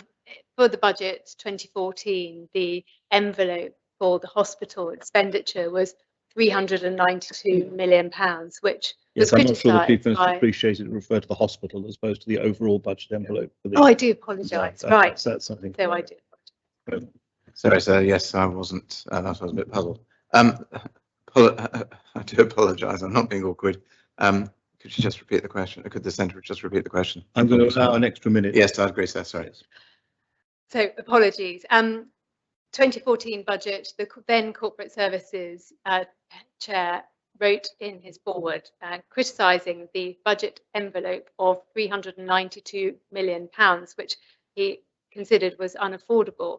Could he explain how he feels about the current budget envelope of £804 million in that context? I think there's two or 3 points that come out of that, sir. Number one is we are 7 years on. Number two is at the time, sir, I think there were alternatives that were being suggested around how one might fund that quantum. And indeed, sir, somewhere in one of the corporate service scrutiny reports, and I can't remember the response from the ministers of the day, was a recommendation to use the CYB, PYB methodology to reduce the amount of borrowing one might have to do. It's very clear, sir, that we've basically achieved that. It was achievable. It has raised or will raise around £320 million, sir.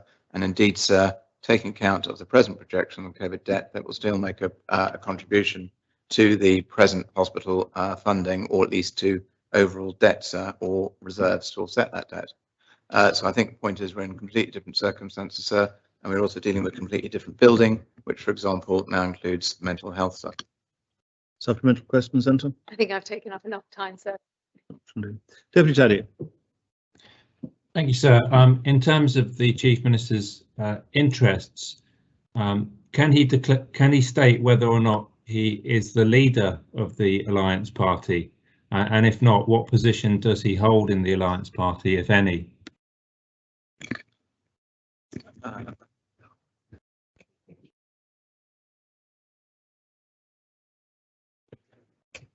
I think, Chief Minister, I'm just to rule that question out of order. It is not a question.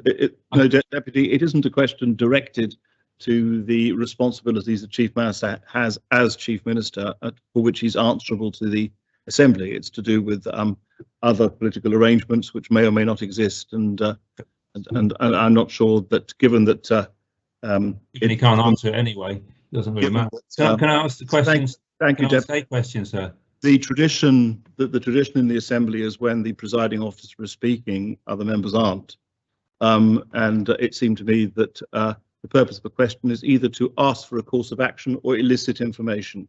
And that's information, obviously, for which the Chief Minister would be accountable to the Assembly. Very well. Senator Mezek.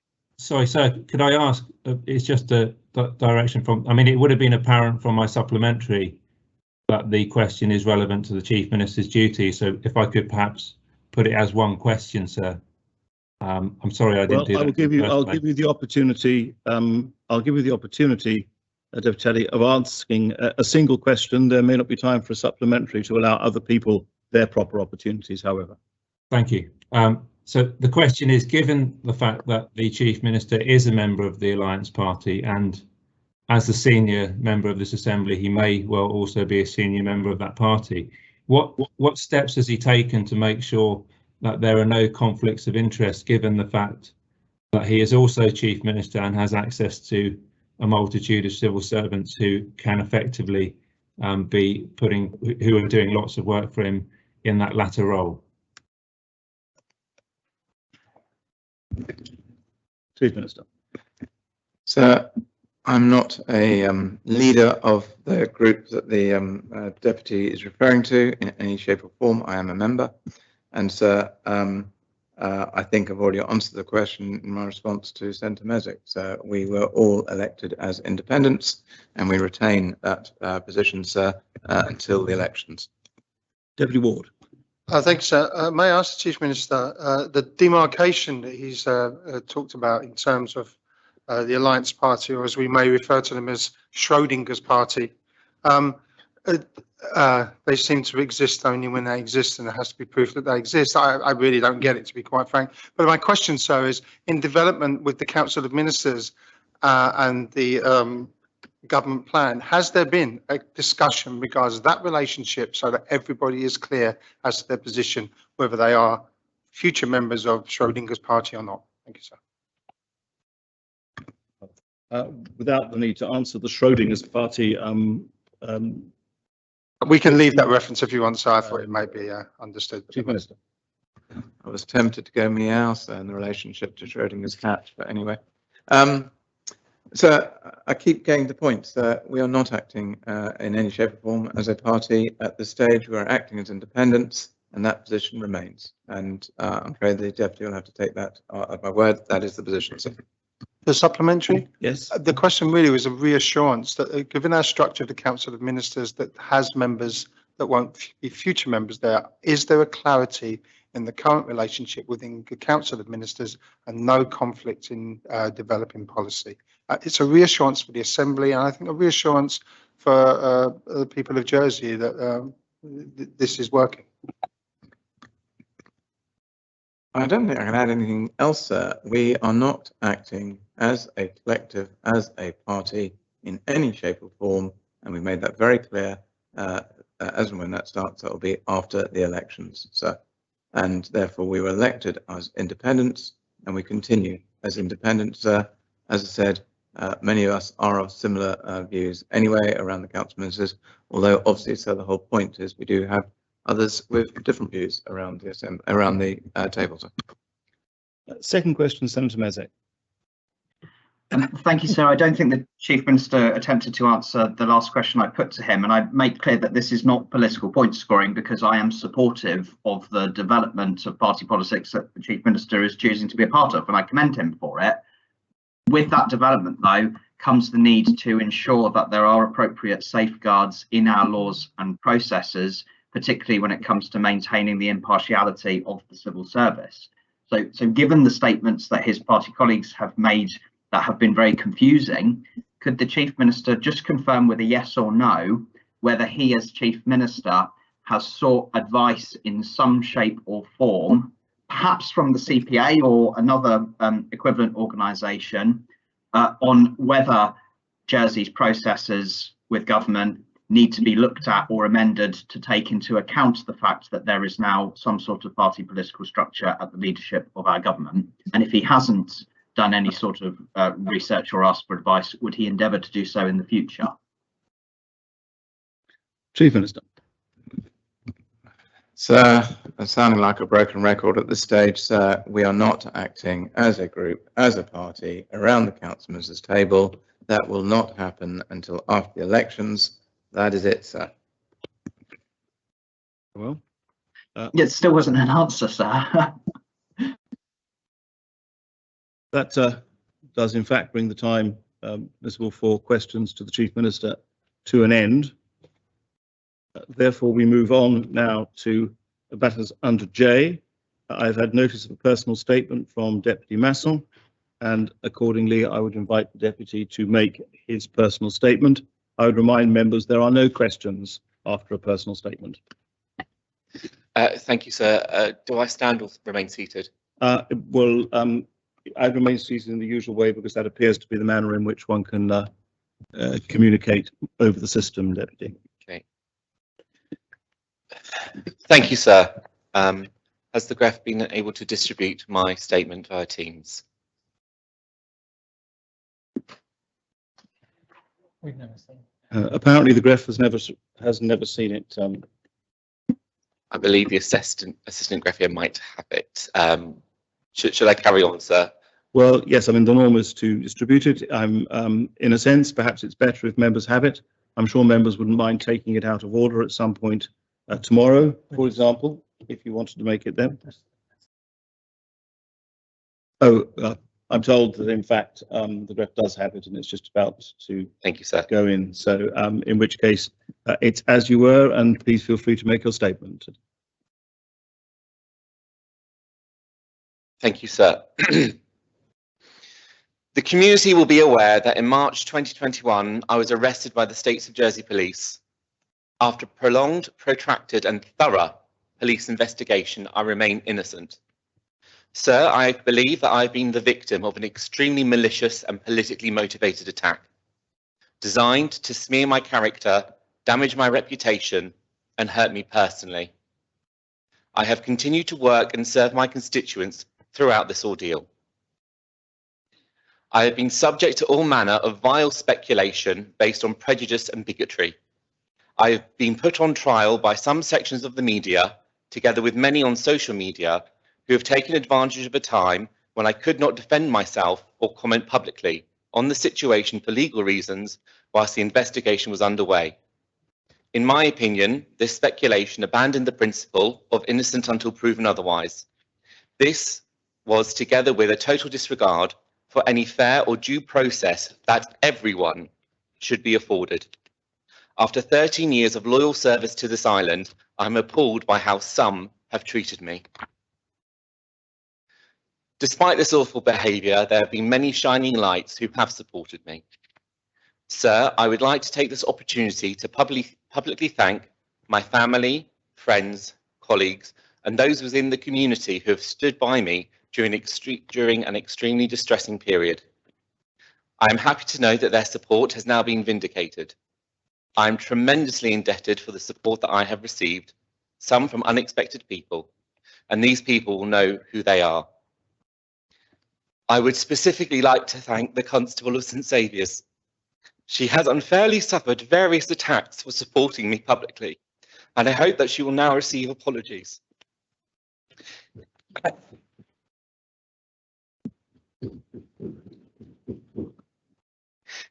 It meant so much to me and my family to have the head of our parish visit personally and give her full support the day after my arrest, while some of the media were hounding and intimidating us and my family home. I was in shock, vulnerable, and my family were also extremely distressed.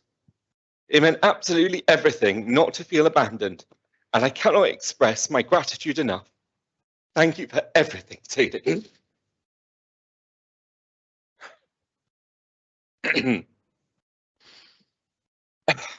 Excuse me a moment. Not at all. Deputy, take as much time as you need. I would also like to thank Deputy Scott Wickenden, firstly in a personal capacity, for his loyalty, compassion and complete concern for my welfare.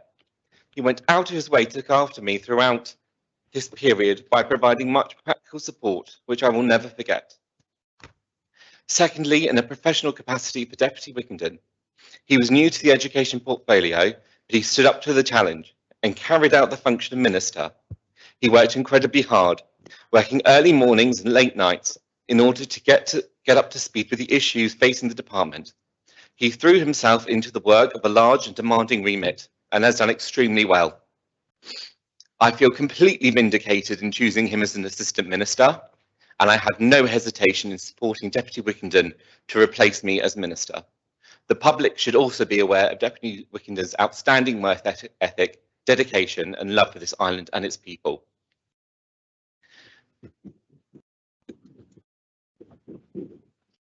Similarly, I would like to express my deep gratitude to the Deputy of Bruville, Deputy Judy Martin and Deputy Russell Labby, who also took a strong role regarding my well-being.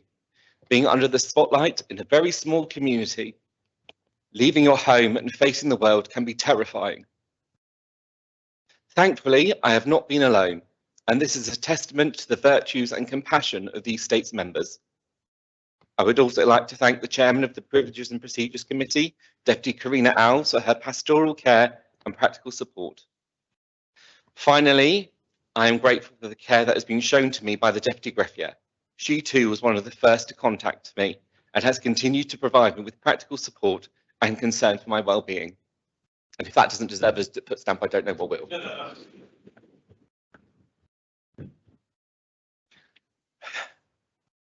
Sir, it was an extremely difficult decision to resign as minister. However, given that the way that my situation was being used inside and outside of the Assembly, publicly and behind the scenes, to attack my government colleagues, which is completely reprehensible, I took what I believe to be the honourable decision to resign. I made it quite clear at the time that the decision to resign was in no way an acceptance of guilt, nor that it should be interpreted as such, and I stand by that decision. Sir, whilst I understand that the police have a job to do when an accusation is made, it is nevertheless has been a distressing situation for myself and those close to me. Regarding the police, all that I will say is I found the custody officers very professional. I remain deeply concerned that members of the media appeared to be aware of my arrest in advance and question how they would have this knowledge. I feel that several matters of process could be greatly improved. Sir, whilst I will need to focus for the time being on my mental health and well-being, I will continue to serve Islanders. I will not be intimidated out of politics by individuals, institutions, or the media. Should anyone wish to change their political representative, then the correct way to do so is at the ballot box during an election.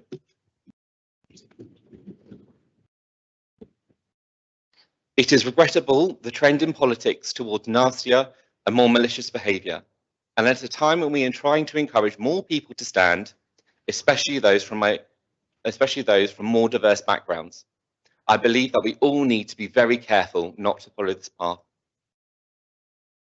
Sir, like every citizen in this island, I am innocent until proven otherwise, a fact that some members of this community have chosen to ignore in recent months. I now know on whom I can rely, which gives me strength, as I move on and put this matter behind me as a free and innocent man. Thank you, sir.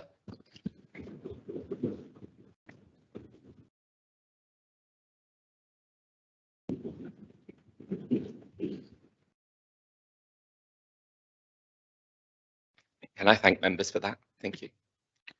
Thank you very much, Deputy. Very well. That brings us on to public business. I would remind members that we are adhering now to time limits for speeches, which the Assembly approved on the 7th of October 2020. There are timers. Well, I can see a timer. I don't know if other. Oh, yes, there are timers on display in the Assembly. And the Assistant Greffier will ring a bell to signal when time is up. Very well. The first item of public business is vote of censure, Council of Ministers P72, lodged by Senator Mezek.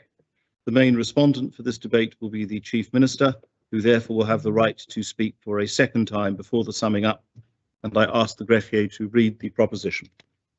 The State Solicitor decides whether they're of opinion to censure the Council of Ministers for their failure to respect and implement the decision made by the States Assembly on 10th February 2021 in adopting residential properties in the waterfront development P165/2020 as amended.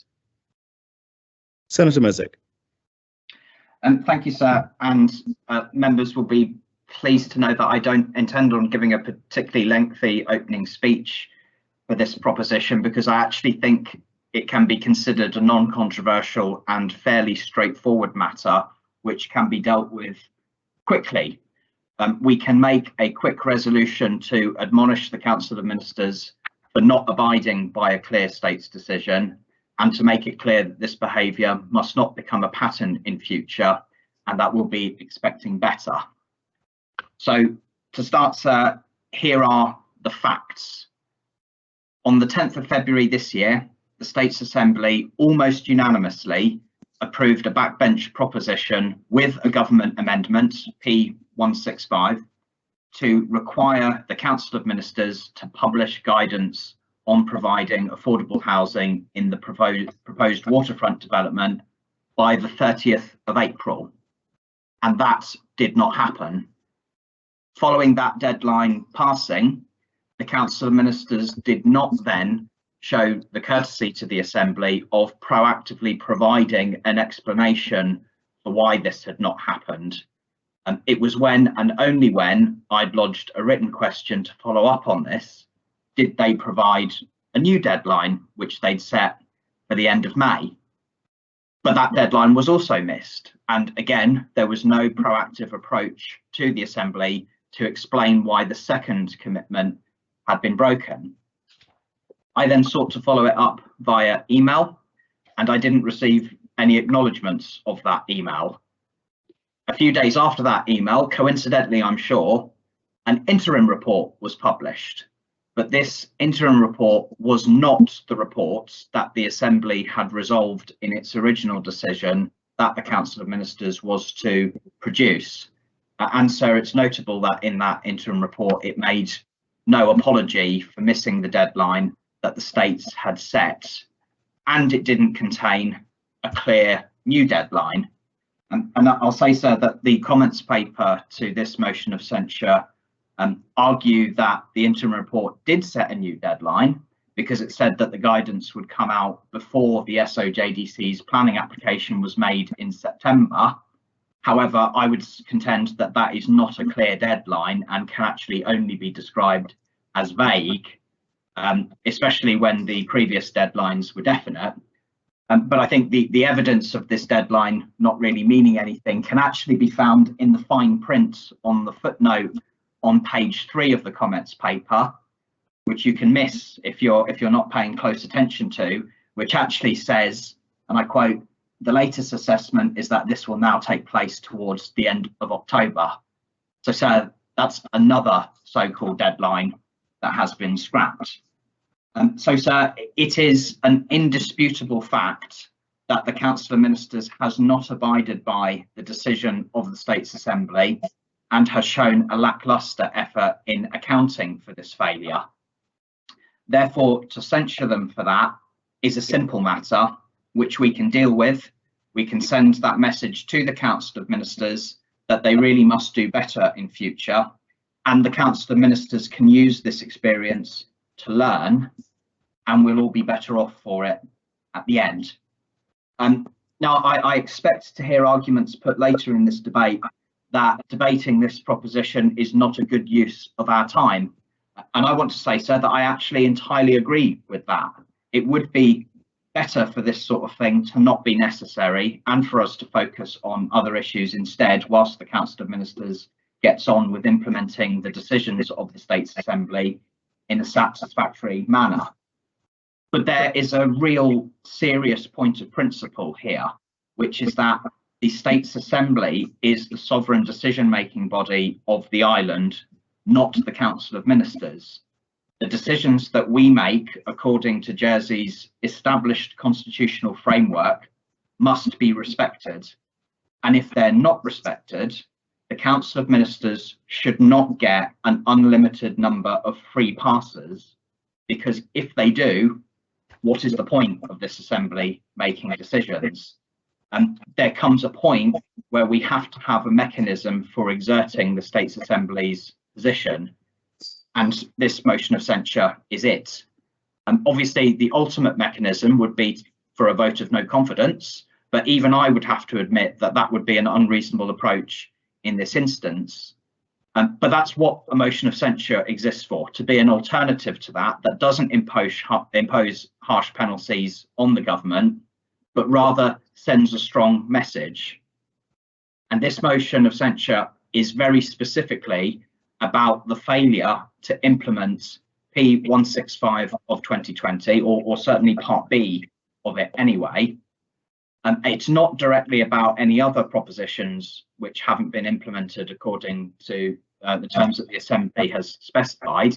And let's be frank, there are other examples. There's Deputy Ward's proposition on presenting financial information according to international best practice that hasn't been implemented yet. Deputy Higgins' proposition on establishing a digital register of property ownership. And we can use an even older example of the Deputy of Grouville's proposition on extending freedom of information to the state-owned companies, which still hasn't been implemented. And this debate is not about censuring the government for those other instances, and the parameters of this debate don't allow for broad point scoring on those. But it does provide an opportunity for members who are dissatisfied more generally with states' decisions not being followed to use this particular instance to get that point across, in the hope that the government will accept it and do better in those other instances too. And there are other ways that the government can do better in future. And I make clear, sir, this is why I felt the need to bring a motion of censure on this, because the government really could have still got what it wanted, but just behaved differently and would have avoided this this situation. And we will, I suspect, in this debate hear a list of excuses as to why it was reasonable for the Council of Ministers not to abide by this particular state's decision and the deadlines that they themselves proposed. And some of the excuses may actually have some validity underpinning them. But there would have been a better way to legitimately handle this situation, and the Council of Ministers has not handled it properly. They have sought to simply put their fingers in their ears and not proactively approach the Assembly to explain why they have failed to implement Part B of P165 in the terms that this Assembly backed. And that there are ways to get around that. There will be times, and they may well argue that this was one of those times, where the States Assembly can adopt a proposition, and once it's adopted, the Council of Ministers subsequently discovers that the instructions it's received from the States Assembly were impractical for whatever reason, and perhaps that could be entirely innocent. It was just an oversight that members may have innocently made. But in those instances, the government should come back to the Assembly to account for it. And there are ways that they can do that. And they can do that either by bringing a proposition to the Assembly to rescind a previous decision and to supersede it with what can be deemed a more practical approach to what the Assembly was trying to get at. Or at the very least, and this is what the government really should have done, and they would have avoided this situation, the relevant minister can make a statement to the Assembly and take questions afterwards. Give us as members an opportunity to hold a minister to account for the fact that a government hasn't done what the States Assembly has told it to do. And if that minister's justification is reasonable, what is the Assembly going to do apart from say, okay, fair enough, we'll just have to have another look at this? But by burying your head in the sand and not being upfront and consistently missing deadlines and not proactively coming back to us to account for your failure to implement a state's decision, we don't get to do that, and has left me in a position where I feel like, because I lodged a proposition that hasn't been implemented, the only thing I can do at this point is to ask the Assembly to censure the government in the hope that they'll learn their lesson from it and come back and do better. And they didn't need to be dragged kicking and screaming through this process to end up in this situation where a vote of censure is the only way to resolve it. So it's noteworthy that in the comments to this vote of censure, the word apologise is featured a couple of times, and you may say, okay, it's good to be humble, it's good to apologise when you get something wrong and own up to it. But on every occasion that the word apologise is used in that document, it's followed by the word but. We apologise, but, and then includes some sort of get out clause after it, which I don't think makes it a proper apology. And it's also worth pointing out, sir, and this really is beautiful irony, that on a proposition to censure the government for missing deadlines, the very end of the comments that they've launched to that say that those comments missed their own deadline for being published on time. It appears that the government has a problem with deadlines that it needs to get to grips with, and needs to show the respect to the Assembly that it deserves, that when we give instructions to the government as the sovereign decision-making body of this island, that those decisions are treated seriously, they are implemented to the best of the government's ability, and when there are reasons why it can't be implemented, they return to the Assembly to account for it in some shape or form. So I ask members to accept this motion of censure against the Council of Ministers in order to make that point. And I would say to members that with a case like this, which is so clear cut, where we told the government to do something, The government accepted us telling them to do it, and they even proposed their own deadline. It wasn't my deadline, it was their deadline that they said, we reckon we can meet this. And I dropped some of my demands in the original proposition in order to accommodate their deadline, because I wanted this to be a good collaborative piece of work rather than point scoring or anything. It is so clear cut that they have just failed to do that. That if we decide in such a clear-cut case to do nothing and vote against this proposition, what message does it send out, and how can it be interpreted in any other way other than saying to a government that when we've made a decision, we won't have any interest in following it up, so you may as well just do whatever you want and you won't be held accountable for it. And I would suggest that that would be bad for democracy, and it would set a dangerous political precedent, and we really can't let this become the automatic expectations.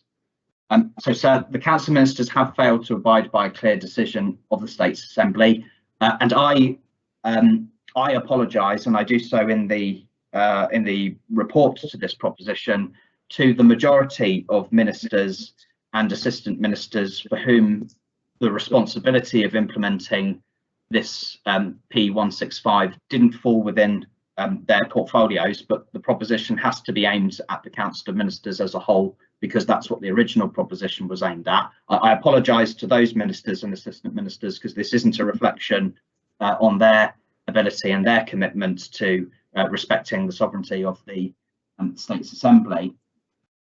But there has been a failure to respect that States Assembly decision, which is deserving of a censure.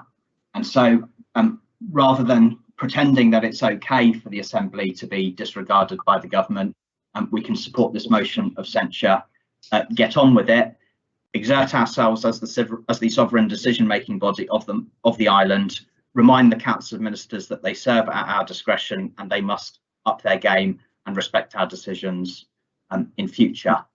I don't think making that point is unreasonable.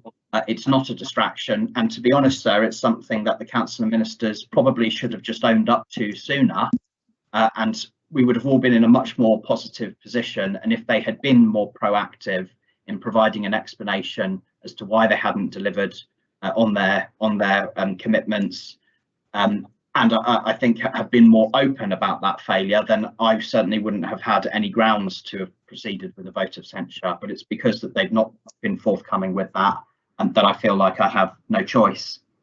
So on the basis that the States Assembly made a clear decision and the Council of Ministers has not abided by that decision or proactively sought to allow us to hold them to account for that failure, I think that is deserving of a vote of censure to send the message that we will expect better from them in future. And on that basis, I make the proposition. Is the proposition seconded? Yes, sir. I open the debate. Chief Minister. Yes, thank you, sir. Just before I get to my main part of the speech, I'd just like to pick up on 2 points that the Senator referred to. I think we all hoped, sir, we all hoped it would have been a collaborative piece of work. And what I just say, sir, is irrespective of the outcome of this debate, we will always try to continue to work with backbenchers going forwards. And if I put a plea in for things like the government plan debate that we've got coming forward, it's as I think even in days gone by, looking at Deputy Wigton, for example, come and speak to us and we will work as well as we can to try and get to a compromise if we can. This isn't meant to be too flippant remarks there, but I was fractionally with a smile, sir, reading the apology that Senator Mezek referred to in his report, and just in the light of his comments about the two apologies now, comments ending in a but, I'll just read his sentence exactly, sir, which is, I apologise to those ministers who will therefore be caught up in this motion of censure, but trust it does not reflect, and carries on. So I think all of us are guilty slightly in qualifying apologies, and I've hoped, certainly from our point of view, that we weren't caveating that apology in the way that was suggested, and I'm sure Senator Mazik wasn't caveating his apology either. So I'd like to begin by acknowledging the frustration members feel over the implementation of P165 2020, and particularly to apologise again on behalf of the council ministers for the delay in delivering some aspects of that proposition. And so the word some here is quite important, and I will return to that shortly. However, I want to talk about housing briefly first, and I'm sure other members will address that further. I know that all members in this assembly are deeply concerned by the rising cost of housing and the impact that this will have on future generations and is having on islanders right now. And for many years, Jersey has simply not delivered enough new homes despite the high net migration we have seen. And this is one of the most important challenges islanders currently face, and it is one that the government is taking extremely seriously. Reducing the cost of housing is not something that can be done overnight, we know that, and it is not a problem with an easy solution. We have actually made good progress in tackling this challenge head on, not least via the Housing Action Plan, which was published within 100 days of the new Housing and Communities Minister assuming office. The Minister for Treasury and Resources is providing support for state-owned companies to deliver some 4,500 extra homes by 2033. The Minister for the Environment has produced the Bridging Island Plan, and we are planning for an 80% increase in housing starts by 2025. And the Assistant Chief Minister, Deputy of St Peter, is strengthening our migration controls and working to deliver a new population policy for approval by this Assembly. Those are all quite significant steps relative to this debate. Taken together, sir, these are just some of the concrete steps this government is taking to manage demand and increase the supply of housing in our island. But I'd just like to return to my remark about some. So if we actually look at the actual proposition, sir, the proposition that we are debating is to censure the council ministers for their failure to respect and implement the decision made by the States Assembly on the 10th of February 2021 in adopting residential properties in the waterfront development P165/2020 as amended. So that is all of P165. And if actually one looks at the back of the proposition, sir, which of the P72 of the essential motion, sir, very helpfully the proposition is included. And members will note, sir, there are actually 3 parts to that proposition. Senator Mesic has concentrated solely on Part B, but actually, sir, and as I'll go through it, there were other aspects to that proposition which have been addressed. So in respect of the specific actions outlined in P165/2020, the government has banned overseas buy-to-let investors on SOJDC developments, not only as requested by Part A of the original proposition, but it was very easy to do so, sir, because actually we did that back in 2019. In other words, the proposition itself was superfluous. The instructions had already previously been given at the instigation of both myself and ministers, sir, or other ministers. That was a significant step, and which we are working to implement in a wider context as well, sir. Now, I do accept that Part B of P165/2020 has not been fully implemented, and the Council of Ministers has apologised for this delay. As has been explained, sir, delays in the submission of the planning application, the revisions necessitated following the public consultation, and the development's financial complexity meant that the April 2021 deadline, which the Council of Ministers had initially believed to be achievable, was in the end simply not practicable. And awaiting the outcome of the public consultation did undoubtedly delay the implementation of Part B of the proposition. However, it has proven to be the right decision, as the public consultation on the site has resulted in several major revisions, including the total number of housing units. And that in turn, sir, has altered the financial projections of the scheme, and this affects the scheme's viability and how much affordable housing can be delivered.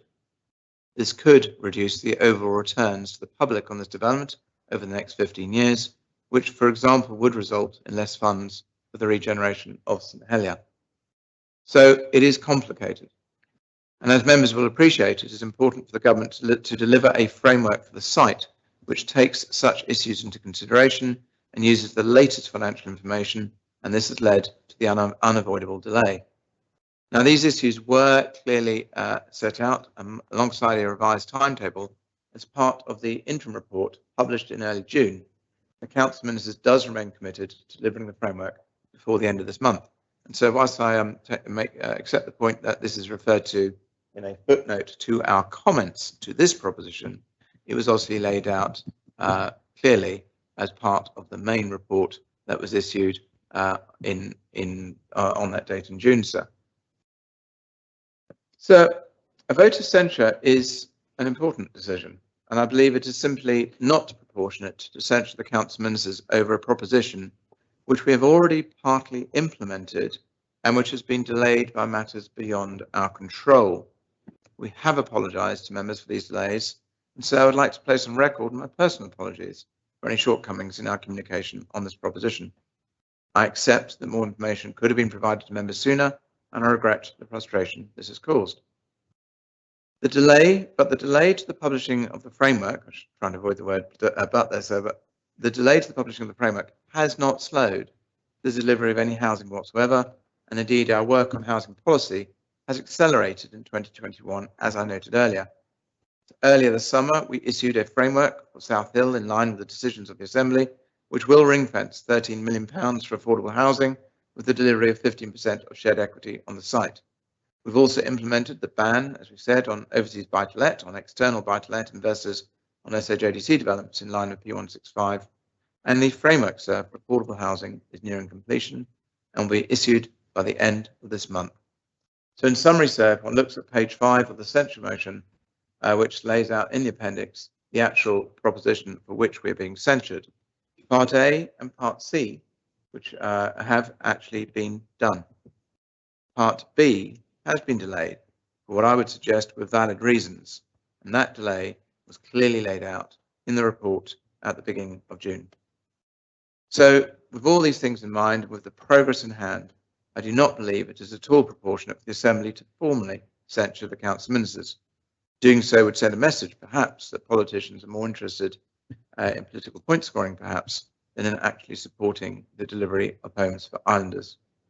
And I therefore ask members to reject this proposition and to let ministers get on with delivering the framework later this month, and to therefore realise what I hope would be all of our ambitions, reducing ultimately the cost of housing in Jersey. Thank you, sir. Does any other member wish to speak on the proposition?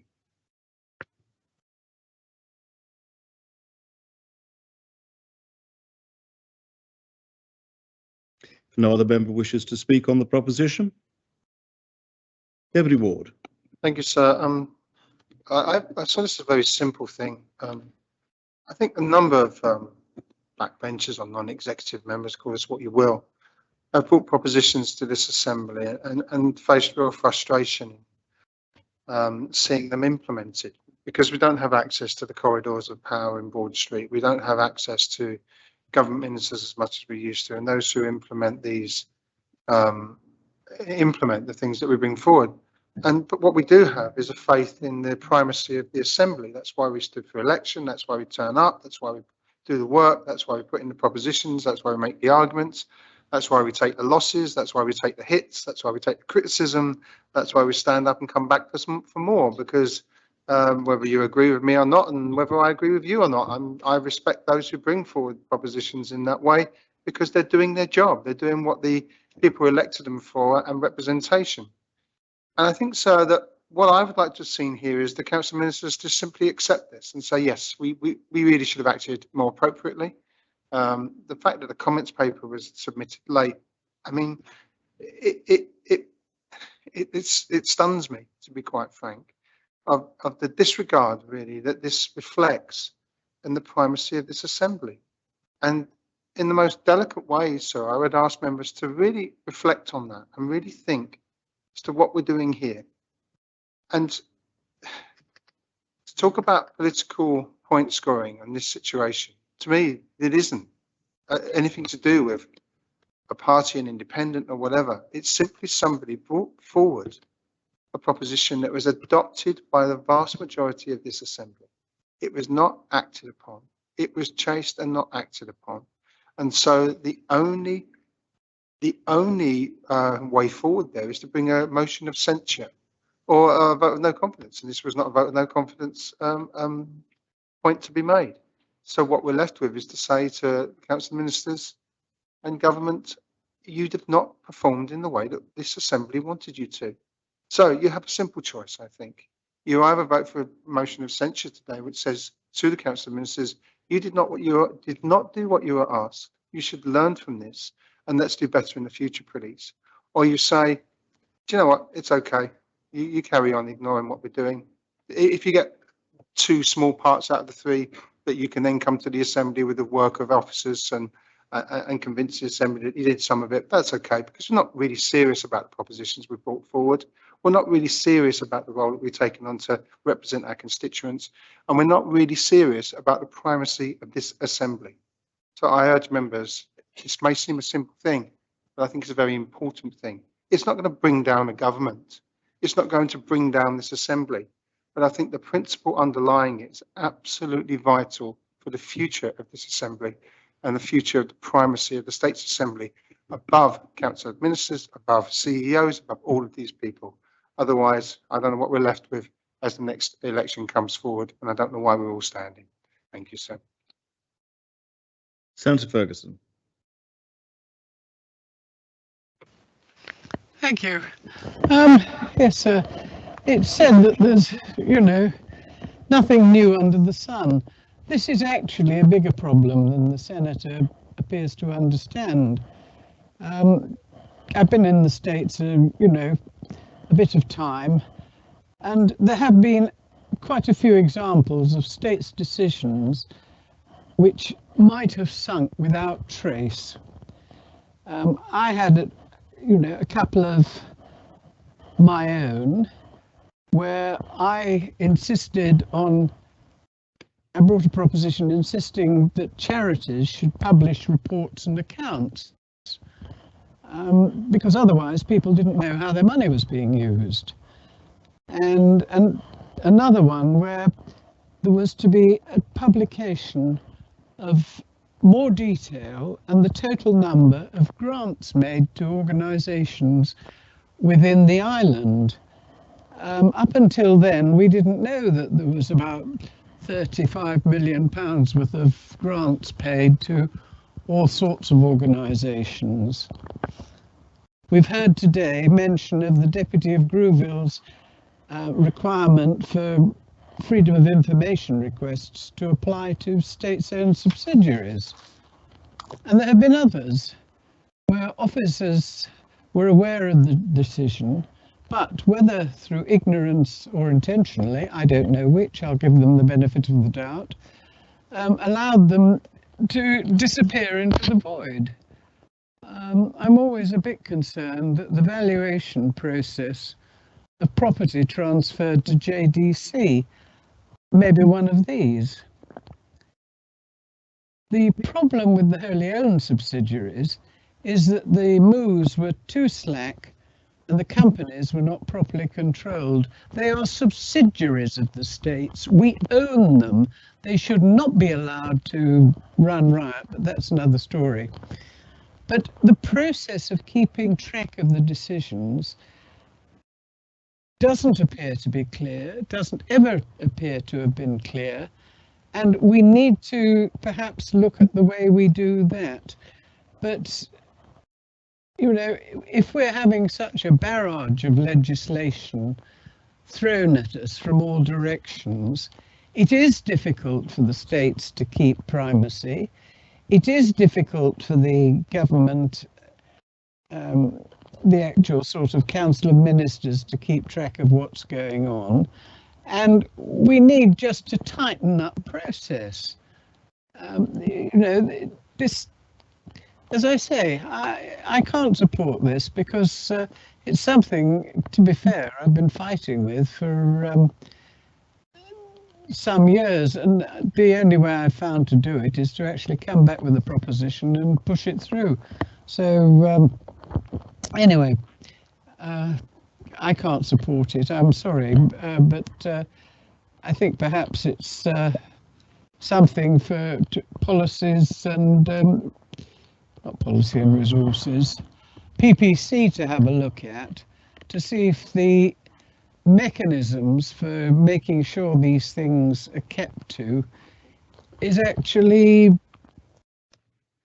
has some structure to it, but that's for them. Thank you, sir. Very much, Senator. Deputy St Mary. Thank you, sir. And I find myself in some difficulty on this one. Whilst accepting that the omission to take action is not the most heinous of crimes in this context, it is the case that nothing has been done for 4 months, more than that, beyond the date the Assembly so requested. I would have been comforted if before that date the Council of Ministers or the Minister had issued some form of report advising why not. That has been missing, and that I think is what members regard as something of a discourtesy. And that it is that area which I think, again, many backbenchers feel is creeping in somewhat. And if I do vote for it, it will be for that reason. I would be interested to know, as a matter of procedure, what steps are in place for council for any proposition approved by the states to be monitored, so that this situation does not happen again. I assume there is in place some form of diary note by which these deadlines are given, and which would enable the minister concerned to come back to the Assembly with something. And as I say, if that had happened, I for one would not have even been thinking of adopting this censure motion. So I would appreciate it if the minister would, Chief Minister would, in his reply, come back with some confirmation as to what process, if any, there is to avoid this sort of thing happening. But for the moment, I have to say I'm tempted to vote in favour of the proposition, simply to remind the Council of Ministers that when the Assembly comes to a decision, it expects it to be observed. Thanks, sir. Deputy Young. Thank you, sir. I absolutely see the point that Senator Mesic is making, that the states are primacy, and that is the whole yardstick by which we're measured. But I think what this situation reveals, and it has, I'll be frank, it's taken me by surprise, and it's the dysfunction of our government structure. I have voiced this publicly loud and long, both before I was a minister and now as a minister, and my experiences have led me is reinforced those views. And I have voiced those views at length to the PPC subcommittee, and I'm very much looking forward to their report and analysis, which we're promised later this year. And I think it will help us with some of the ingredients of what goes wrong in a matter like this. For example, and again, there was a housing, what we have here is a proposition that was brought in February 21. Yes, it was debated in February 21. It was lodged in 2020 by Senator Mesic, and it was supported. It was voted on by a very large, I think it was a vote of 40 in favour of it. There was an amendment from the Council of Ministers, which I personally read as a technical amendment, because my recollection is there was general support for the principle behind the proposition, that we wanted to do something about this sale of buy-to-let properties going out the island, and we wanted as much affordable homes as we could within the waterfront area, which is after all our land, albeit that we've handed it over to SOJDC, but it's still public land, as possible. But we recognised, and I did remember voicing this view, is that as well as water, as well as housing, we needed to have other amenities and public realm improvements within that area, which would allow a proper joined up community with all the sort of facilities. When one's doing land use planning, it is, one has to start with a top-down approach, and one tests it out with issues of viability as the further down you get the track. And whether one likes it or not, the development process is anywhere. It's a long and complex process. Now, the scrutiny panel brought this out and said, why are we not getting affordable housing? What's gone wrong here? And I made the submission is that government has got three different roles in achieving what the proposition sought to do here, both as regulator, and I think that is very much the planning process that is the regulator, the policy setter. And obviously part of the planning process sets the policies, or at least the planner, the minister just proposes them. The state set the policies in the island plan, and also the doing. And the doing and the procurement and development sits at the moment. We've made decisions to hand over those doing functions to the SOJDC, arm's length body, and ANDIUM. And of course, I think it's known, my views are that ANDIUM, I think, has handled that role much closer to government than the SOJDC have had, I think, very much an independent vision. And of course, so those all things need to join up. And of course, it's hampered by the fact that under our one government structure, we've got now a mismatch between the structure of our executive civil service and the ministers responsible. So we've got at least 3 ministers responsible in this role, probably 4. And frankly, I've constantly said that the Council of Ministers organisation, the way we've structured things, is not well geared up to achieve what I call this joining up. And I very much want to see that, and I've worked hard for it. And in the past, things were done a lot more simply.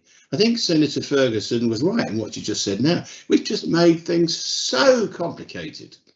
When things were simpler, we could achieve things. And so I think it is absolutely right that the states say what they want and they pass a proposition, and then translate it into action is really difficult under our structure. And obviously things have gone wrong. Now, what went wrong? What was the detail in this case? Well, I look back at the amendment that Senator Mesic makes a fair point, that this was an amendment that was brought by the Council of Ministers themselves. And what they said is, well, we're going to do a report, we're going to tell you how we might do this, and we're going to do this in a certain time, particularly the viability. Now, frankly, I didn't have a hand in drafting that. It was obviously drafted by the officers. I can't even remember we had a discussion on it. It was taken as a standing vote. Now, frankly, was that realistic? I'm sure it was never, because look, there was to be here, SOJDC have embarked upon a development framework in response to the supplementary planning guidance for the southwest of St Helier. I've already said, and I said it in public, when that planning application comes in, it will go to a public inquiry. There's no secret about that. I've said it months ago, because there are major issues in that waterfront. So any notion that one could produce the fine detail of how the developments would actually work and that procure them within that timescale was frankly illusory. I'm sorry, but that was the case. Now, he's right that we should never have passed that amendment, and I didn't have a hand in drafting it, so I put my hands up. You know, here we are, loads of stuff flows across the Council of Ministers, you're given something to go along with, and I think, well, okay, the spirit of this thing is right, and like often, frankly, you just have to go with it. If it's not fundamentally wrong, I blow the whistle, but if it's generally right, and it was, but it's wrong in detail in terms of the targets and the dates and the achievements set. So I think I'm absolutely not going to dismiss what Senator Mesic has to say. It's right. We have to move towards a position when there is greater primacy in the way the states make decisions and how they're implemented. And of course, that's one of the reasons why we have party politics surfacing. Because of the failures I've described, I believe part of the root is the fact that we have separate independent agendas. There's no cohesion of policy, there's no policy platform, and we try and manage through under the lower common denominator of consensus. That's the way we try to do things.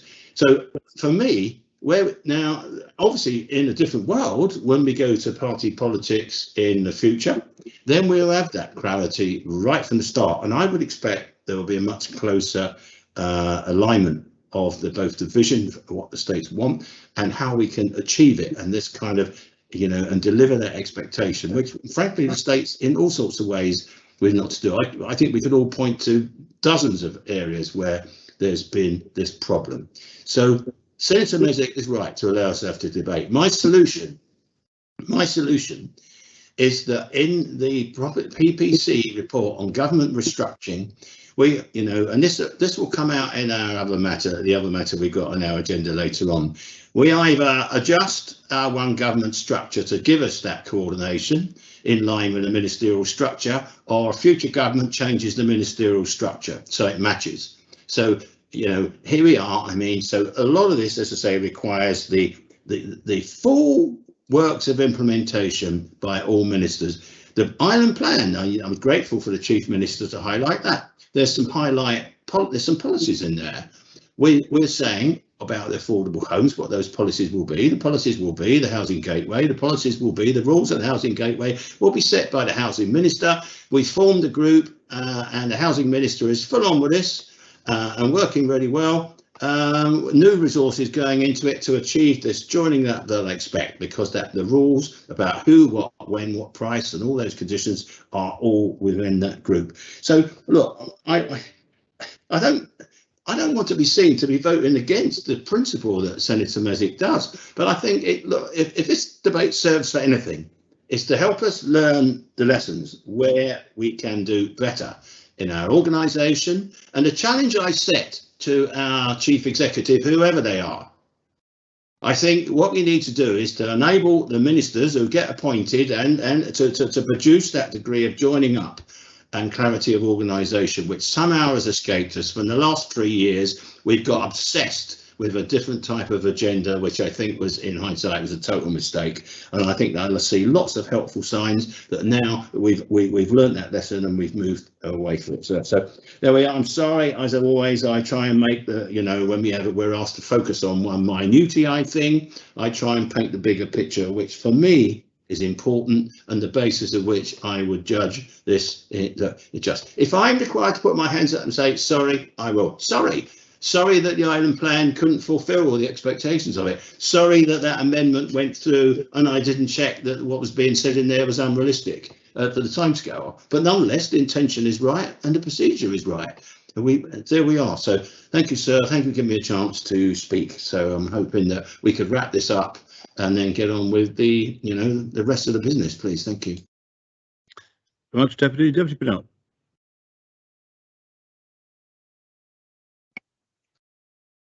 Thank you, sir. I would first like to reiterate the Council of Ministers' sentiments around sharing the concerns of members around the cost of housing.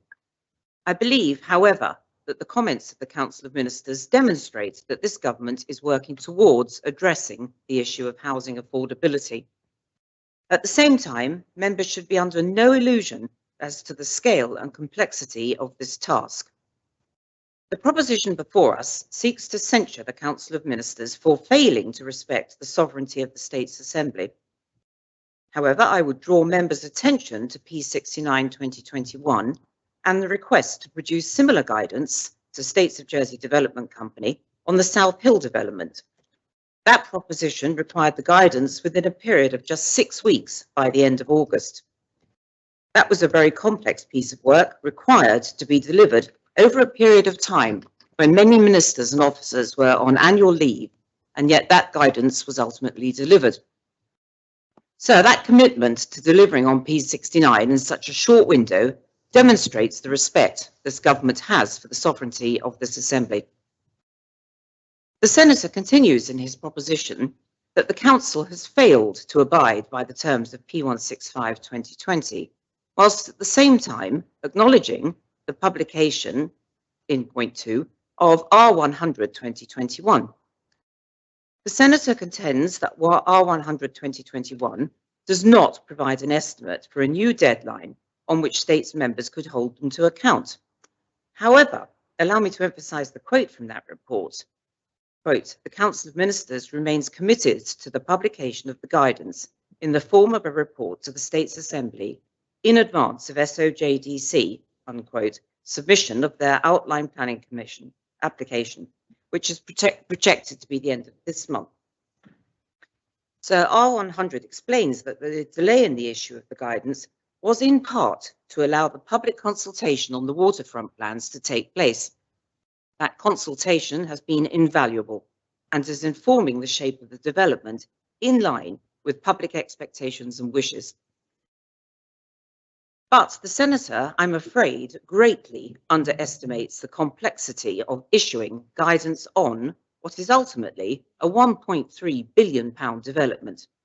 It is not as straightforward as arbitrarily throwing a percentage in for affordable homes. P165, as adopted, talks about maximising the affordability provision and a mix of housing tenures while preserving the overall viability of the development. That is no easy task when there have been so many movable parts, as the Council of Ministers' comments make clear. The development is faced with a perfect storm of increasing construction costs that have significantly increased the cost of the planned public realm and infrastructure improvements, as well as pressure on the number of units that will finally be able to be delivered due to the potential height restrictions. Notwithstanding those issues, the delivery of the framework guidance for the waterfront by the end of this month remains the objective. This censure motion is therefore not helpful. The report is ill-conceived and it diverts ministers and officers away from continuing the vital work on the issue of housing affordability. For the reasons I have outlined, I would urge members to reject it. In conclusion, I would draw members' attention again to the Council of Ministers' comments, specifically to the very different business models and current funding of Andium Homes and SOJDC. However, in the debate on P69 and South Hill, some members sought to draw conclusions from a comparison of both entities and their respective government returns. May I respectfully suggest that members should take time to understand the differing funding of each entity and refrain from comparing apples with pears. Thank you, sir. Thank you very much.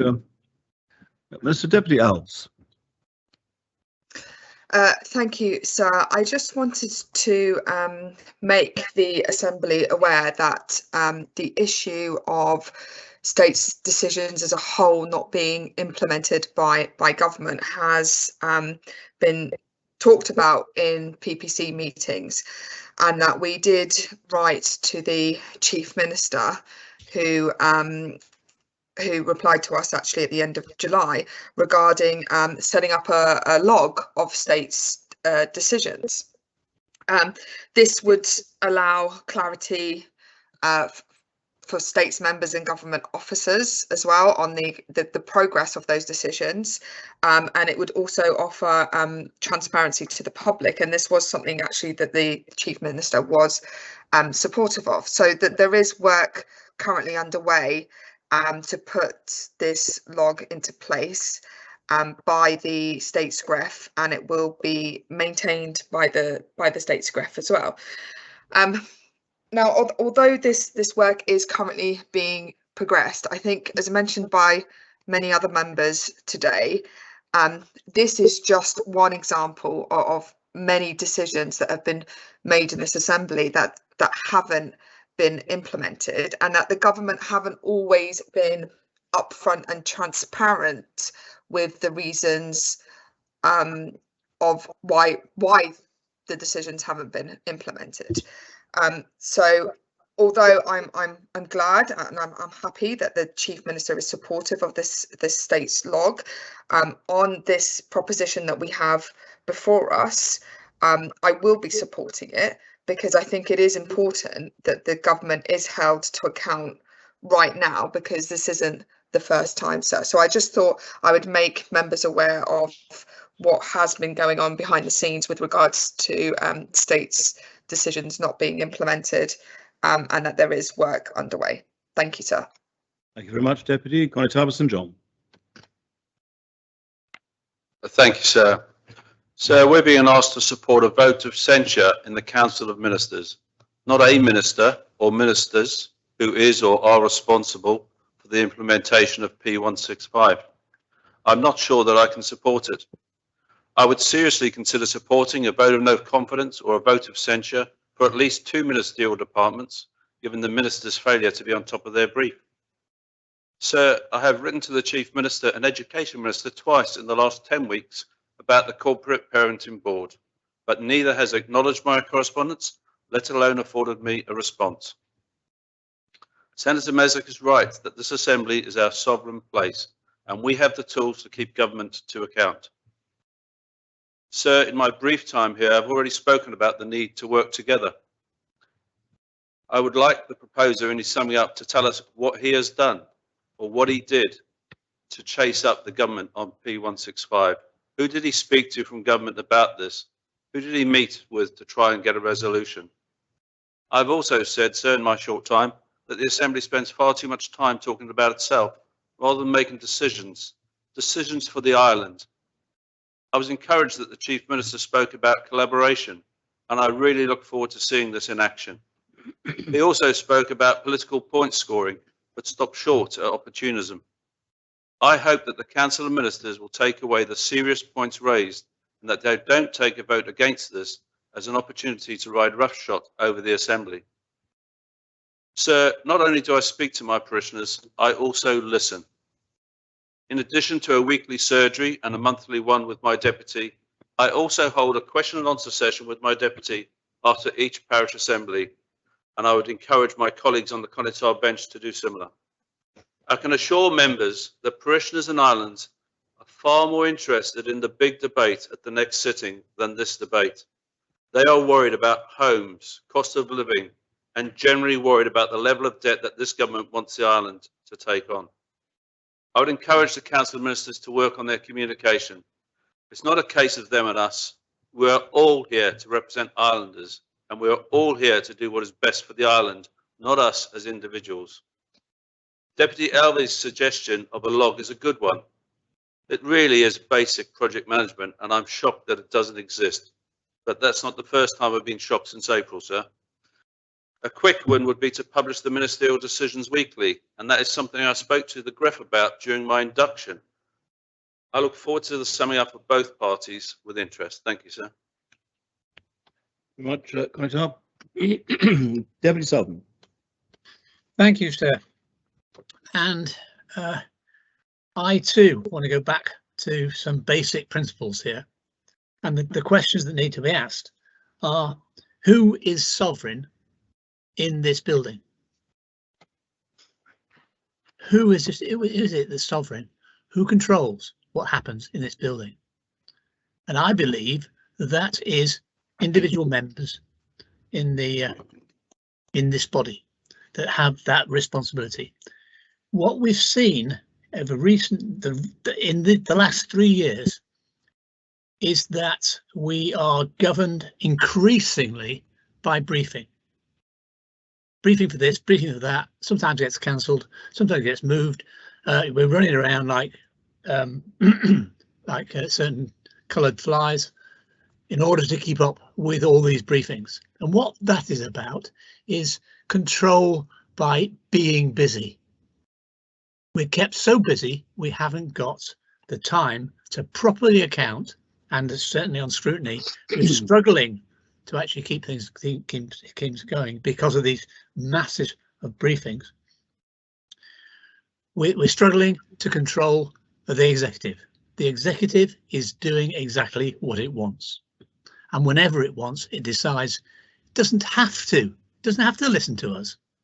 We take the vote. What does that mean? Is it meaningless?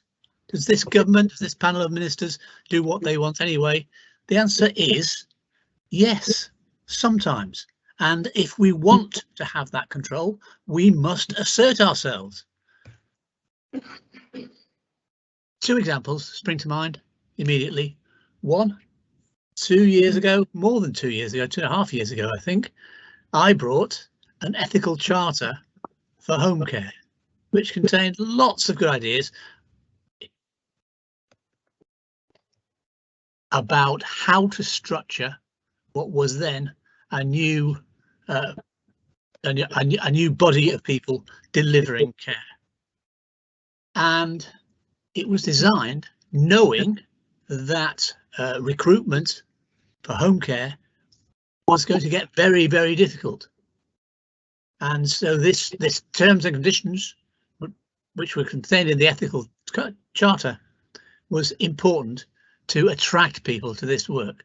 We're seeing the results of us not obeying, or not applying the ethical charter, because the Minister of Health, still the same Minister of Health, said, I can't do this. I accept what you've done.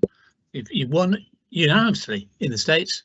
that this should be put into place, but I can't do it, and I'm not doing it. And whenever I've gone back to him and said, come on, let's get this off the ground. We obviously need it. Come on, let's do it. It's not happened time and time again. More recently, the other thing that's happened is the Social Security Minister was requested.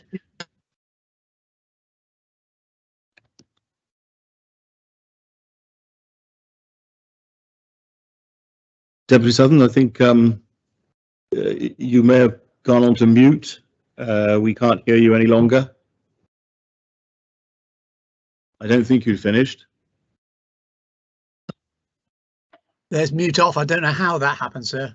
I wasn't moving around the screen, but we'll see. But I think I'm back on now. Yeah. Yes, we can hear you now. Thank you. And the latest thing that's happened is the Social Security Minister was asked to talk to Employment Forum about A, how, and B, in what timescale we could move from the minimum wage to the living wage as the standard wage in Jersey.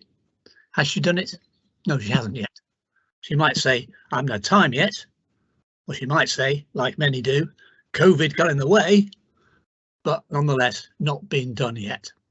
Unless we assert ourselves, then there is little point in being here. The public out there, when they vote, want us to use our votes for the good of the community. And unless we assert ourselves, we'll be absolutely toothless. We'll sit there and say, oh, we've asked you to do that. Oh, but never mind, you haven't done it. That's no way to behave. That's no way to conduct ourselves. We could conduct ourselves on a much higher plane if the Council of Ministers actually did what they're supposed to do and listened to us and followed what we decide we want. That's the way forward, and we must stick to that principle. Anything else is chaos. Thank you very much. Deputy Pamplin. Thank you, sir. I just wish to share sympathy with the Senator in bringing this proposition from a personal point of view. I cast members' memories back to last year. I know we've all been through a great deal, but on the 17th of July, the Assembly unanimously voted for my proposition, P88, the COVID exit strategy communication. The one that drew the most attention of that proposition was the release of the stack minutes. And part of my proposition was to have things I asked to be in place on the 1st of August of last year. The 1st of August, while camping in a tent in St. John, I noted that A, I had not had any communication and the parts of the proposition were not seemingly going to be met. I emailed all ministers involved and publicly announced this to the public. I received an email from the Deputy Chief Minister at the time who took on and apologised, and subsequently and very slowly things started to come online. But it became a dominant part of last year, sir. There were still parts of that proposition not in place. Delays continued with the releasing of stack minutes. And my takeaway from that experience as a new States member was, what could I learn from that experience? Did I do enough? Was my date unrealistic? But then I thought, obviously, the Assembly had voted. It was clear. And so it was, for me, my stepping back from that was maybe I could have brought that proposition earlier, but it came down to communication. There was no communication that the deadline wasn't going to be reached. So that makes you feel very, well, deflated, and something else was going on. And of course, then the public start to pick up that vibe. And then for a few months, that became a distraction when, quite frankly, when those stat minutes were released, they brought along reassurance and transparency. So I only just state that there's clearly still a problem that others have mentioned today about communication, the ministerial and backbenchers and the process between. But I understand why the Senator has brought this today, because it's been coming. And I know others have mentioned that before. And I think we could just do better. I don't want to get into the nitty-gritty. I think others have spoken about that, but if we don't do something and state that whatever the reason, just own it and come forward and explain it, because as long as this continues, especially when we have had such a unprecedented time, we still have these 3 weeks in between sittings. We don't know if that's going to continue. It's been a lot of change and a lot of uncertainty, and the lack of communication and respecting an assembly decision just doesn't simply look good, whatever the reason.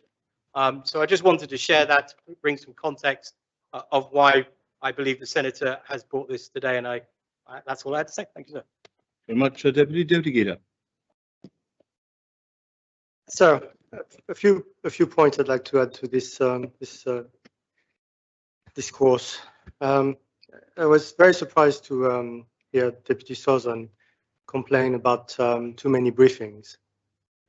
It almost feels like we are asked to apologize for working too hard and communicating too much, which is not something I can understand easily. That's one thing, and I'll come back to that. The other one is that until next year, this assembly is indeed considered by the population as the government. We are all, 49 of us here, considered as the people running Jersey. Very, very few people make a difference between us, and very few understand who is running what and who is doing what. Whatever is voted in here is the law of Jersey, and we must own it as an assembly, all of us. That is quite important, and we must remember that to the end of May next year, this is the case. Next year, it might be different. We might have labels. We might say, these guys are the opposition, don't worry about them. The majority are the people running things. That's understood in other countries. This is not understood in Jersey. In Jersey, the assembly is indeed the people making the decisions. And of course, we should respect those. That is very, very important. And I'm coming to the other thing. In the case of P165, on the 4th of May 21, there was a written question where the Minister of Treasury and Resources explained that there would be a delay and why there would be a delay. That happened. That happened here in this assembly. It was not something that happened in the corridors of Broad Street. It happened in this assembly. On the 7th of June, a report was published explaining the revised deadline. Again, that was not hidden in a cupboard in Broad Street. It was actually provided to all of us, all 49 of us. Now, this number is quite important. R100, 7th of June. 100 reports from the 1st of January to the 7th of June. That is one report per working day. Our civil servants provided this assembly with one report every working day. Now, I would love this assembly to raise their hand and tell me who reads one report a day, who reads one report every 2 days, who reads one report a week. 100 reports. The date today, if you had to look at your email, we're on R148. That is still one report for every working day. So this notion that a part of the government is not communicating with the other part of the government is very, very difficult to accept. Yes, we are doing so many things that some of them, there will be problems. There might be problems of communication. You might not get your email answered in a few days because we have taken on everything that needed working on. And as an assembly, we are trying to bring all these on until May 2022. We want to show the people that this assembly, those 49 people, have done the job. And we're trying very, very hard. And frankly, that's our civil servants spending half of their time reporting, time that they're not spending actually doing things. So please, a little bit of compassion in this case. We are working flat out. Thank you very much.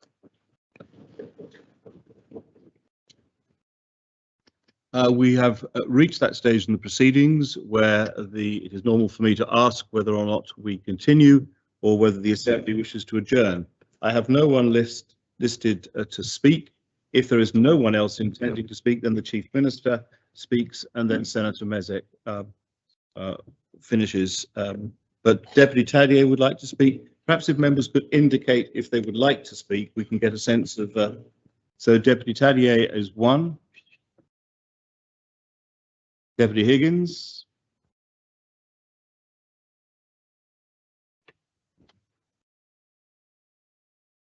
Deputy Labby, very well. I think I note the adjournment is proposed. That's seconded. Very well. The Assembly stands adjourned until 9:30 tomorrow morning.